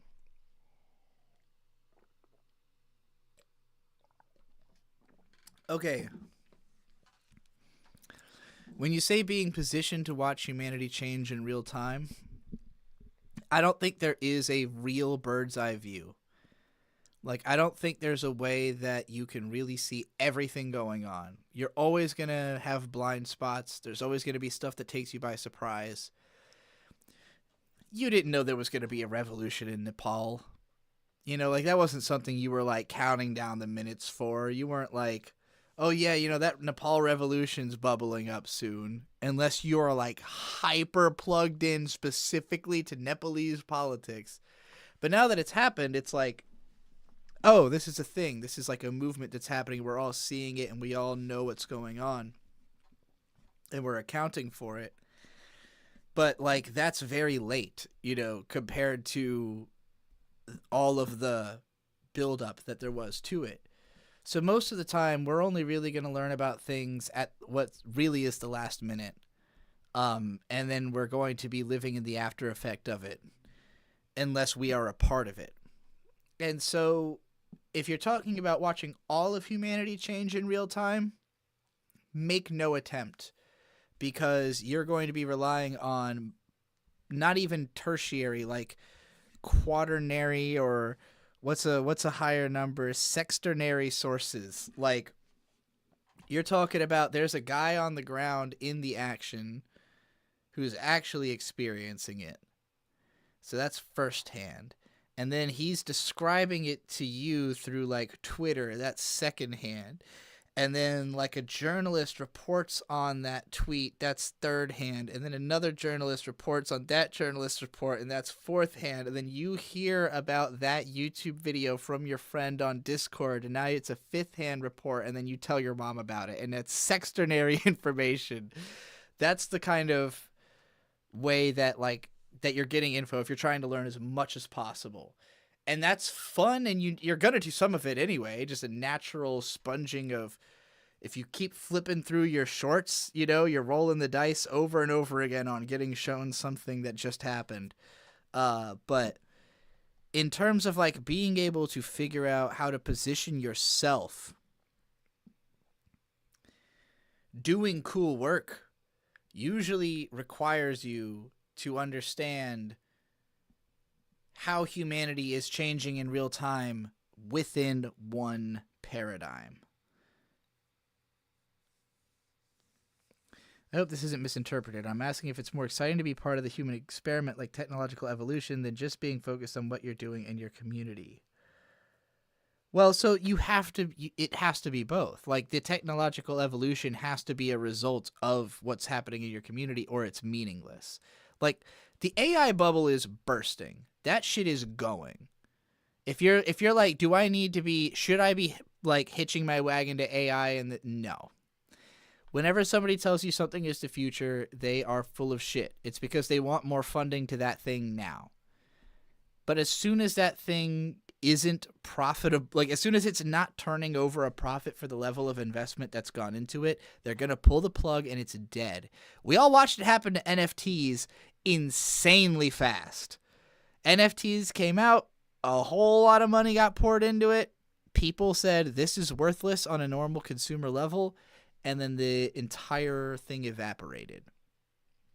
Maybe it'll be back in a new form eventually, but it's kind of like I think blockchain is going soon, unfortunately. I love blockchain technology. Maybe something, well, I shouldn't say blockchain, Bitcoin. I love blockchain. I think blockchain one day will do something again, technologically matter again. Bitcoin is going to die soon. And it's because the speculative value of it is just not going to keep being believed in. Like as soon as people stop believing that it has the value it does, it just won't anymore because it doesn't actually represent a real value. It's a speculative asset. And I kind of went over this about physical media earlier, that like, you know, a chair that has actual real value is so much more likely to maintain mattering than like a book that's rare, that like I could just print it though. It doesn't matter how rare the official one is. On a practical level, I can just print my own. I can't print a fucking chair. I need somebody to make it who knows how to make a chair, you know, or has the machines. So like when it comes to like, first of all, the dollar is worthless. Bitcoin is worthless. Like anything that is a speculative asset, I think is going to be worthless. So money is going to be gone. We're going back to bartering. And you got to be ready for that. So AI is like a parlor trick. It's like, it's the latest version of, you know, I know what card you're holding. Like, the amount that AI is impressive is exactly as much as if I pulled your card off the top of the deck and you had no idea how I got it there. It is sleight of hand. And that, granted, I feel the same way about like a Marvel movie. That is just a really advanced smoke and mirrors trick. And as long as AI can do something that impresses enough people for them to spend money on it, then it could keep doing that. But right now, the only people who are impressed with it are investors, not normal people. And if normal people aren't spending money on it, then it's just speculatively dumping investment into something that isn't recouping that investment. And if it never does, oof, everyone loses everything overnight, you know? So, what I'm trying to say is that I wouldn't count on any technology at all. I don't trust technology. I don't believe in it. I have no faith in it. I don't think it is the answer to humanity's future. I don't think it's long-term relevant.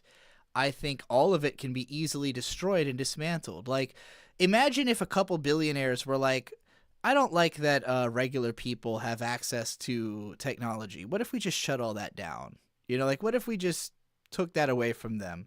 They can do that. You know, they can just use technology to kill technology.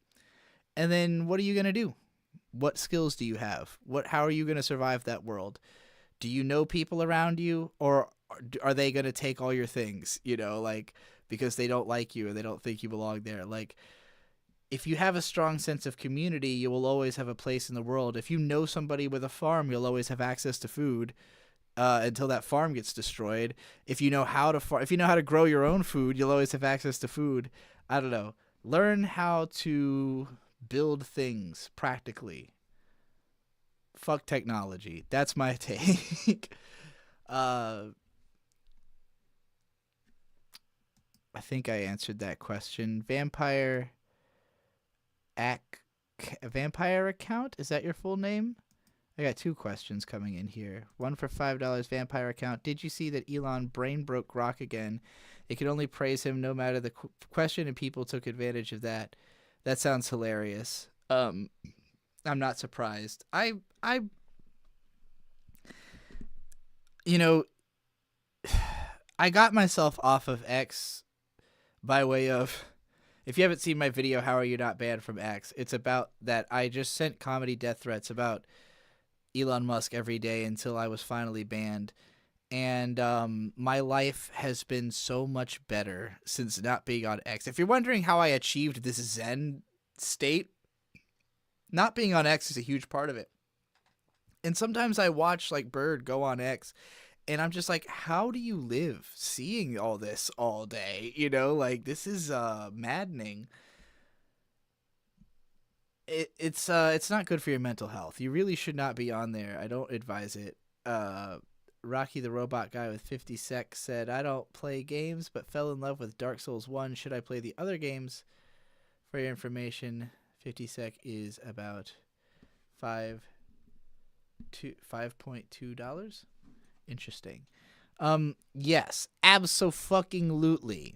Play Demon Souls, play Dark Souls 3, play Sekiro, play Bloodborne, play Elden Ring.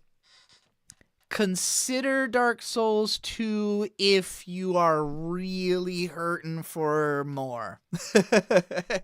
But give up quickly if it doesn't hit. Because personally, I think that it's very difficult to decide a favorite between Demon Souls, Dark Souls 1, Dark Souls 3, and Bloodborne. And Sekiro is like better but harder, and so I've never beat it. And Elden Ring is also kind of better but harder, but it's different because it's an open world game in like a more serious way. And they're all a little bit different. Dark Souls 1 is the most open-ended and the one that you can play in the biggest variety of different ways that are like meaningful. Like you can really fuck with the experience and do all kinds of crazy stuff in that game. And it's got some of the most interesting lore. You know, it's got one of the most cool, like, memorable worlds and characters and stuff. But I think that Demon's Souls, while it is not as interconnected, it also is very open in how you can approach it. And it has more, like, wild aesthetic ideas. Like, Dark Souls also has wild aesthetic ideas and is really interesting and cool. But Dark Souls feels more cohesive, whereas Demon's Souls is like, each of the 5 areas is very distinct and very just visually awesome. Like, it's more about creating those kind of big painting moments that just look sick than it is about, like, the cohesive world. And they're mechanically different in certain ways, too. It's hard for me to pick a favorite between the two of them because they're both super memorable. And then Dark Souls 3 is not as open, but it's more streamlined. It feels better. It's got, like, the best controls. It's got the best graphics. It's got the coolest looking shit. So, you know, you're sacrificing a bit of that openness from the first two to get the more, like, well, everything that you do is awesome, though, you know. And then Bloodborne is its own whole different aesthetic, its own whole different feel of game. Arguably the best one. I think again, it's not as open-ended, and it doesn't have quite as much variety as some of the other ones, but it's so unique and singular. It's hard for me not to pick Bloodborne as my favorite out of those 4. But then you got Sekiro, and Sekiro is the most gorgeous, the best feeling, the most open, the most just overall good. It's just fucking hard. It's so fucking hard. And then Elden Ring is like, what if it was just a huge sandbox? Like, what if you took all these mechanics and you just made the biggest imaginable sandbox out of it? And, you know, and it had even more, like, complete sort of lore It's definitely more story driven than the Souls games. But yeah, they're all really good except for Dark Souls 2, which is kind of ass. But depending on who you ask, it's maybe worth playing. I know plenty of people who have played Dark Souls 2 like 3 dozen times, but they've played all the other games, 500 times. So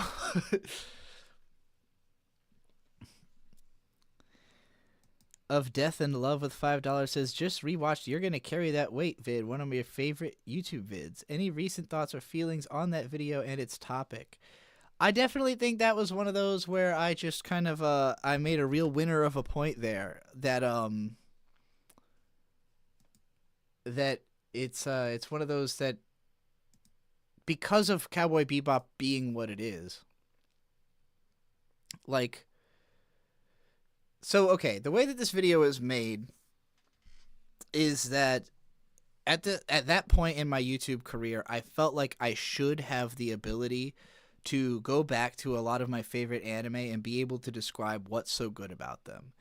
And my style is usually to go super in depth, right? To like take a scene and describe every single little thing that happens in the scene and why that all makes it good. And I just could not imagine that working for Cowboy Bebop. And the one idea I've had for a long time was like, what if I did like the top 100 moments in Cowboy Bebop? And then at some point I started working on that and realized it only gives me 4 moments an episode. And there's just so many good moments that's actually really tough to narrow it down to 100. And so for years I was just like, what do I do with Cowboy Bebop? Like, I've seen it more than any other show, but I also hadn't watched it in a long time. And I was scared that if I rewatched it, it would change my feelings about it. And like, what if I just never find the right words? And then I just kept thinking about the scenes from the show that had an emotional impact, and then remembering reading blog posts that talked about those scenes from the show and having that impact reinforced, and just sitting there like getting drunk one night and being like, I can remember most of Cowboy Bebop, like regardlessly if I were to watch it now and feel differently about it, I remember seeing it, I remember how I felt, and I can put myself back there. And then I kind of realized that's also the point of the show, that like that's what the characters are doing actively in those scenes that I'm thinking about. And so that's when I realized, oh, that would make the perfect video, is to just describe how the show instills this feeling. And then you do in fact carry that weight. You are going to carry that weight. The show made good on its promise. And that's the kind of thing that you can't appreciate until 10 years have passed and you've been carrying the weight. And then you go, fuck, I really did. So the fact that it was like, it had been more than 10 years since I had first seen the show and almost 10 years since I had last seen the show, it was like the perfect moment to make that video. And I did it just like, I got drunk and I rambled for like 25 minutes with long pauses, which I had never done before. At this point, everything I did was a scripted video. This is like, nowadays with something like the Turn A Gundam posts, it's like semi-scripted. Like I wrote out a bunch of stuff and then I kind of riff off of that. Back then I wasn't confident in doing unscripted stuff. So that's why it has such a slow, unique like vibe and cadence, is that I'm like literally inventing a new way of how I do content. And the only reason I even thought that would be possible is because Demolition D had talked about that he doesn't script his videos. He kind of just formats in the editing the way that it's going to feel in the end. And he usually did that for comedy videos, but I thought that it would lend really well to like a super sobering, like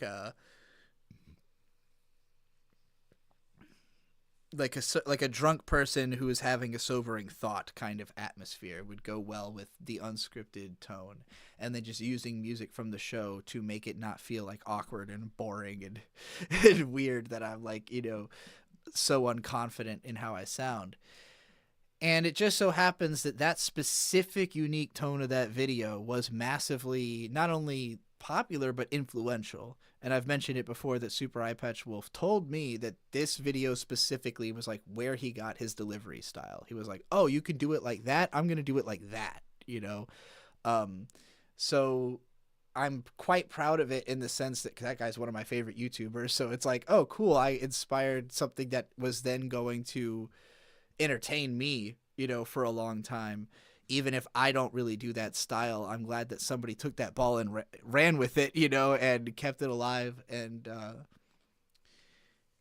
for me, it's like my only video that really feels that way. Besides maybe the Night is Short Drink On Digi, the drunken Night is Short Walk On Girl video. But yeah, like, I think that it is the perfect Cowboy Bebop video. And that's why I haven't really followed... Like, I had talked about Bebop before that, and then the only time I've talked about it since, I think, was when the fucking live action came out, and comparing the first episode of the live action to the original. And I was going to go through the whole live action and break down every episode, but it's just so painful and so bad that I was like, I would have to know that I was going to get millions of views to make this worth doing. And I didn't know that I was going to get millions of views. So I was just like, I can't bring myself to, I was in a dark time in life anyways. Like, I didn't need the extra stress.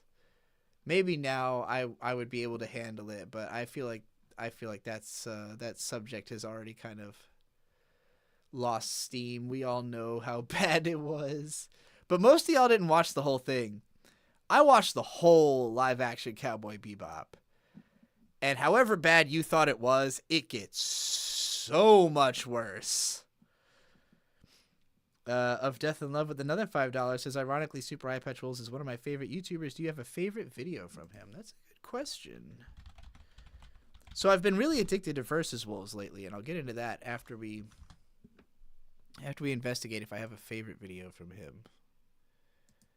There's a few I haven't really watched yet because, like, the last two, like, these are interesting to me, but not something that I was ready to, like, indulge a whole 90-minute video on at the time. I love all of his wrestling videos because I don't really keep up with wrestling. How Jake Paul keeps winning fights, this one was really, really good from, like, a journalistic perspective. Like, this really was, like, a research paper on why this is possible. And like why he's doing it, you know, like what is the point of all of it. I thought he did a great job of capturing that. Let's see.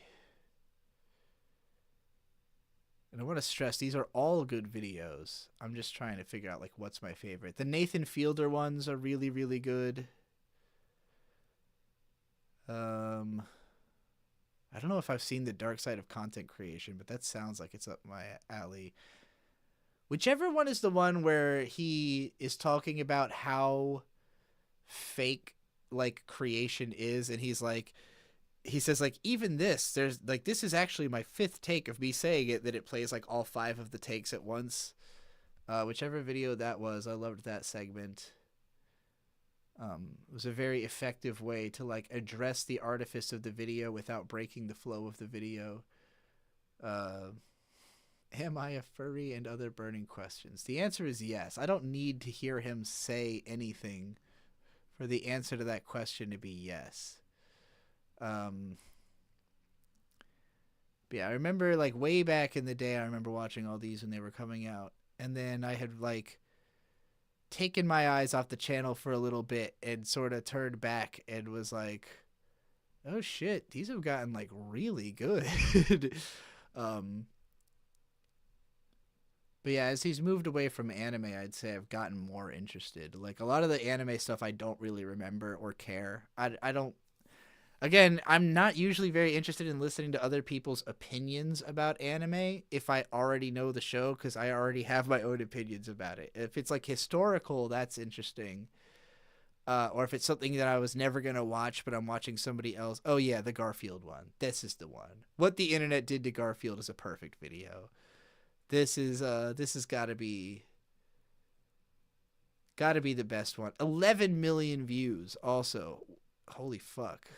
Yeah. Yeah, What the Internet Did to Garfield is probably my favorite. Bizarre World of Fake Martial Arts was really good. I don't think I watched the manga that breaks people, actually. Also, y'all, I don't know. I could probably just like email it to him or something, but I need Eye Patch Wolf to see my Perfect Blue video.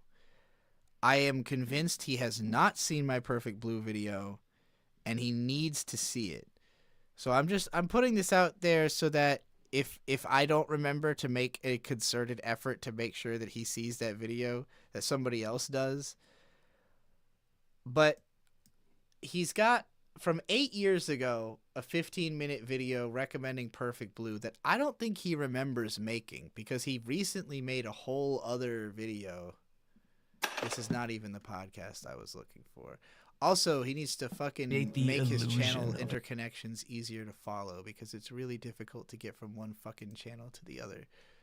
So on regular Eye Patch Wolf, this is like his more standard vlogging channel. And just recently, he made another video recommending Perfect Blue. Good for any particular reason. Same Reason other than fucking just length. Okay, he does remember. Oh, he said, okay, he doesn't like the old video. Whatever. I left a comment like, hey, you need to watch my video though. Like, you can't make a new video recommending Perfect Blue and you don't even know that there's a 80-minute analysis of Perfect Blue by me out there. You could have mentioned it in the video if you had known. That's what I'm saying. So I need this man. If he's going to keep talking about Perfect Blue fucking every 10 years, I need him to know that I did a really good analysis video about it.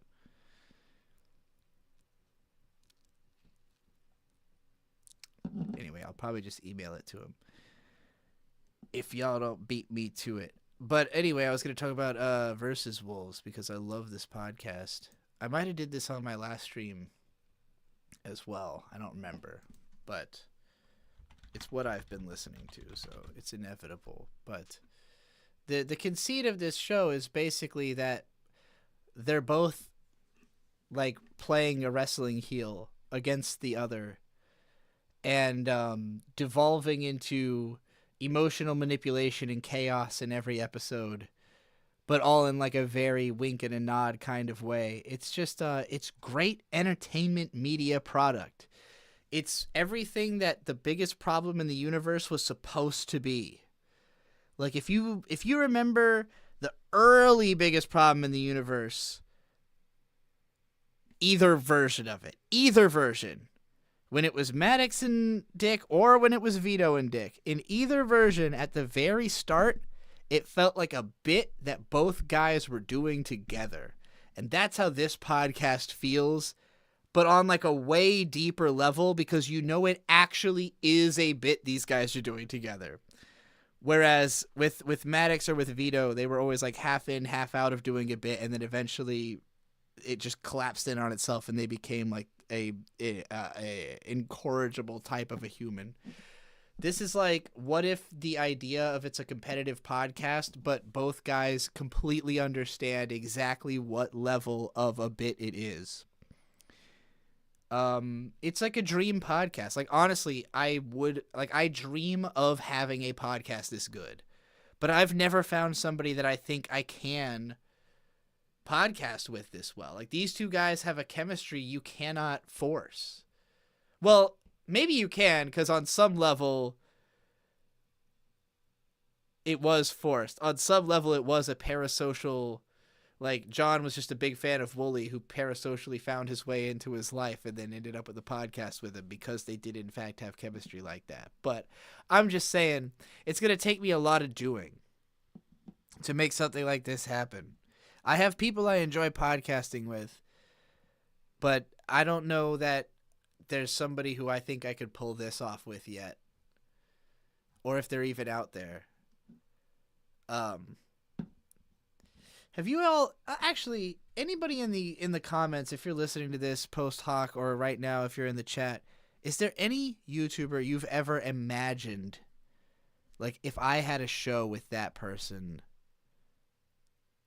Like J-Reg. Imagine if me and J-Reg had a podcast. I feel like that maybe I'm too sincere, but maybe that's what would make it work. I don't know. Maybe that would be too much.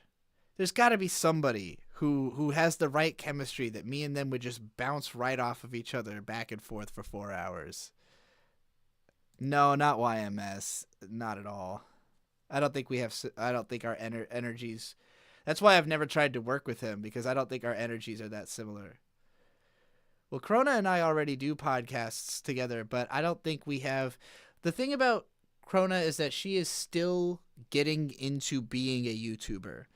And what makes Versus Wolves so great to me is that both of these guys they're like well established. They are well into the groove of being who they are. They're not finding themselves. You know, like Wooly's a dude who's been an internet creator since the early 2010s. Eyepatch Wolf's been doing it since like 2017 or so. So like, you know, by the time they started this podcast, they're both big established personalities. And I don't necessarily need somebody big, but like, you know, just someone who has more of that energy of like, I know who I am as a YouTuber, you know, and I'm ready to. There's a lot of intuition that goes into this show. Like I don't think this show is extremely planned in the sense of that they discuss everything they're going to do beforehand. It's a lot of them riffing off of each other in the moment and doing it really, really well, you know? Okay, there's a lot going on in chat right now.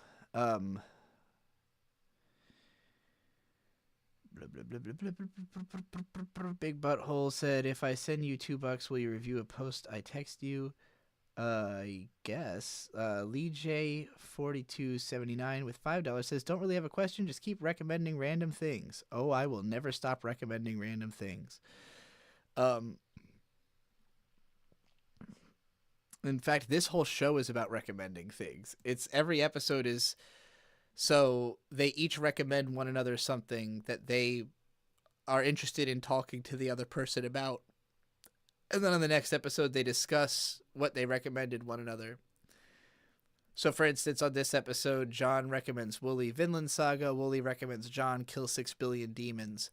But, like, before they even talk about what the actual subject is, they're having, like, a whole conversation about everything else they've done, you know, unfinished business from previous shows. And it's like an hour and a half in before they even start talking about the actual recommendation. And it's pretty much like that on every show. That's the aspect that I didn't anticipate, which is why I had never checked this show out, because I just thought it was going to be like this thing versus this thing. It's really not. That's like just the premise of the podcast, but it's mostly watch these two guys psychologically mess with each other in like a goofy closed environment. It's very, very fun. Death Disco Dingus with $5 says, you've probably talked about him before, but what do you think of Mr. Enter? I have never liked his videos, but I haven't seen them in a really long time, so I don't know if he's different, you know? Glitch text. Back in the day, I knew him as a My Little Pony reviewer, and, oh no, fucking I Love Impossible a lot. Speaking of My Little Pony reviewers, God, that world is always weird to step back into these days. Yeah, Mysterious Mr. Enter back then was like very much, he would like go through an episode and it would be like it starts off with 5 points out of 10, and then every time like a good thing happens, it gains a point, and a negative thing happens, it loses a point, and it was just, that was like too much for me. I'm like, I can't judge a show that like, you know, like that's just such a weird way to look at it for me that it was hard for me to relate to. So I didn't make it through very many of his videos. Looking at what's here, the only stuff that particularly grabs me is the drama. He's a lot on the drama, on the KP and, what's his Saber Spark drama. Every episode of High Guardian Spice, 2 hours and 50 minutes. You don't need that long to review High Guardian Spice. Okay, 4 insane cartoons you're missing I out on. That could don't be see what's so fun. terrible about a bean. This is the great white bean. The bean that took my... Okay, so it's very like Channel Awesome style, Glit- old school, funny joke type review. Yeah, just not to my taste. Not my type of thing, I don't think.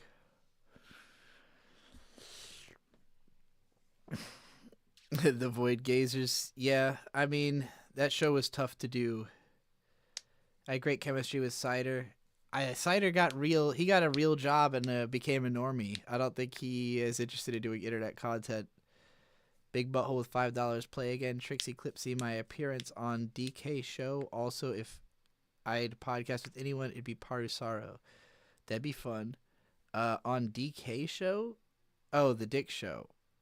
No, we don't need to do that. Also, this isn't a request stream. I could talk about your appearance on the Dick show, although we've done that before. I also like my High Guardian Spice video. Thank you, Lapusha. Actually, the creator of High Guardian Spice, I'm going to tell you guys about this because I don't know where the fuck else you'd find out about it, but they create this little dinosaur cartoon now. Shit, it was in my shorts earlier today. Hold on. Fuck, what do I need to search for to get to this? Dino something. How do I find more shorts? Dino shorts. Show me the dino. I can't remember what I need to search in order to find these fucking dinosaur shorts that were in my shorts tab earlier today and now they're not. So that's annoying. And his name is slipping my mind as well, so I can't search for the person. Whatever. Look up the dinosaur show at some point. Look up the creator of High Guardian Spice. They make a cute little show about dinosaurs now. Like little shorts. And you can podcast with Hugbees. I don't know who that is. I guess if I just search High Guardian Spice.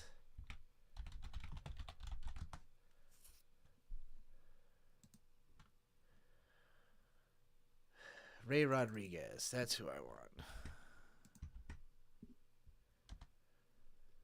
Oh, man. Where's your website? Dino Show. Silly Dino Show. I need a real name for this. Ray, please. Big Bob! Big Bob! Wake up, Big Bob! It's time for the day! Quick down. No! Wake up, wake up, wake up, wake up! down. I like it. It's time to watch Silly Dino Show! Yay. Boof. The full Silly Dino Show compilation videos over on YouTube. See Oh the my day. god, a whole It's time to watch Silly Dino Show. No, we just saw that. What? Food knows on wheel? We don't do that. No, not anymore.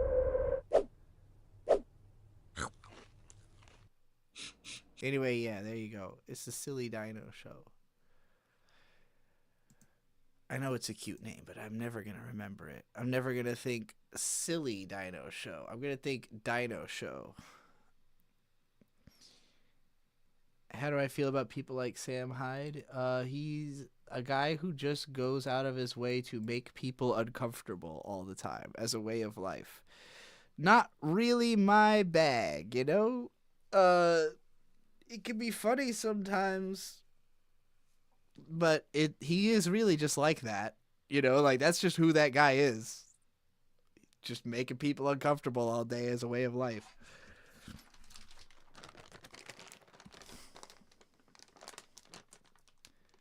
Want Ray Rodriguez to make a glitch show? That could be interesting.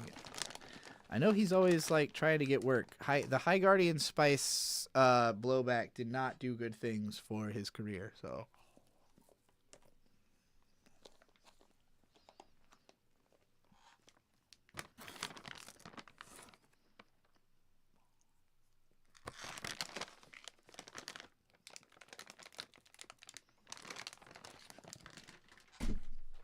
All right, I'm probably going to wrap this up soon. I've been going for about 4 hours. I've answered a lot of questions.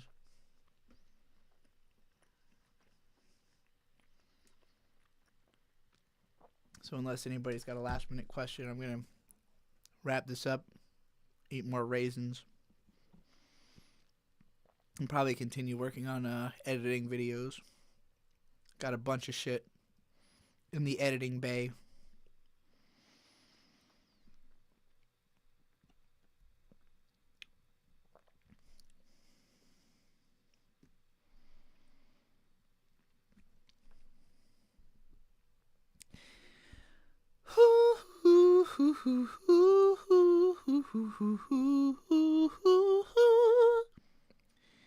Well, everybody, it's been a fun stream.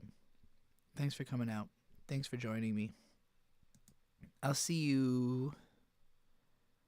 I don't know when. I mean, I have no plans for my next stream. Maybe it'll be soon. Maybe it won't be soon. Maybe it'll be fucking tomorrow. Maybe it'll be a month from now. I'm not making any promises. Although we should be doing slime dolls next week. Oh my god, I got another $5 from the Phantom Tomo. You got in before the buzzer. Can you tell us about your favorite cats? Absolutely. Behemoth. Big Manaphy. So my brother Shade has 2 cats. Their names are Behemoth and Banshee. I'm going to get a picture of Behemoth real quick off my phone that I can show y'all who haven't seen him before. I know he's been in a couple videos here and there, but this is Behemoth. That's him hanging out behind the open sign. And Behemoth is a big cat. He is of sizable proportion. And he has feline HIV, or FIV, basically AIDS. He was at a shelter, and he was just sitting there quietly, and Shade said that, you know, because he has AIDS, nobody had been picking him up, so he'd been there for a long time. And he was like, all right, I'm taking that guy, because he seems cool. And he is the friendliest cat in the world. He always is just like, if you you know, are a new person in the environment, he's gonna walk right up to you, start rubbing himself on you and looking for your attention. He loves pets. He's not that into being picked up, but if you pick him up and take him outside, he loves that because he doesn't really get to go outside. But, you know, if you show him some outside, he's excited about it. He loves sitting in the window, smelling the breeze, sleeping anywhere, eating the other cat's leftover food. We had to get these cat, like these, basically they have these like towers, you know, like mechanical towers that have like a dispenser. And each cat has to wear their own collar that has like a RFID on it that, you know, that only their machine will give them food. And only at certain times of day, so that he won't keep eating her food and gaining weight. But Banshee's a lot more skittish. She's very much like, I will allow you to touch me sometimes, but only of my own accord, and mostly I'm trying to stay away. She'll like, you come walking into the room and she goes running because she's worried she might be in your path, you know, type thing. Big Man will deliberately stand in your path. Behemoth. He'll stand directly behind you while you're in the kitchen. He'll stand directly in front of you and just be like a bump in the road and let you trip over him, and he does not care. So Behemoth is the most unbothered, the least, you know, like he'll have quick reactions sometimes, you know, he'll be cat-like sometimes, but he's generally pretty lazy and laid back and easygoing. And Bird is in love with Behemoth. That is his favorite creature alive on the planet at the moment, is Behemoth. So when Bird gets home, he is hyped to spend time with Big Manaphy. That's his, you know, his name is Behemoth, but I kept calling him Big Man, and then eventually we added on Big Manaphy, or Mr. Big Manaphy. And so, yeah, Mr. Big Manaphy is the absolute big man on campus, the great cat. He spends a lot of time in every room in the house. He's always chilling out, you know. They both love chairs. They both love to steal your chair as soon as you get out of it and chill there. They'll kind of migrate to whatever's the warmest room in the house at a given time. And, yeah, they're both good cats, but Mr. Big Man is just the ultimate. He is like the most charming, charismatic, lovable cat I have ever met. So, yeah, I would say favorite. Absolutely. And with that, I'll sign off.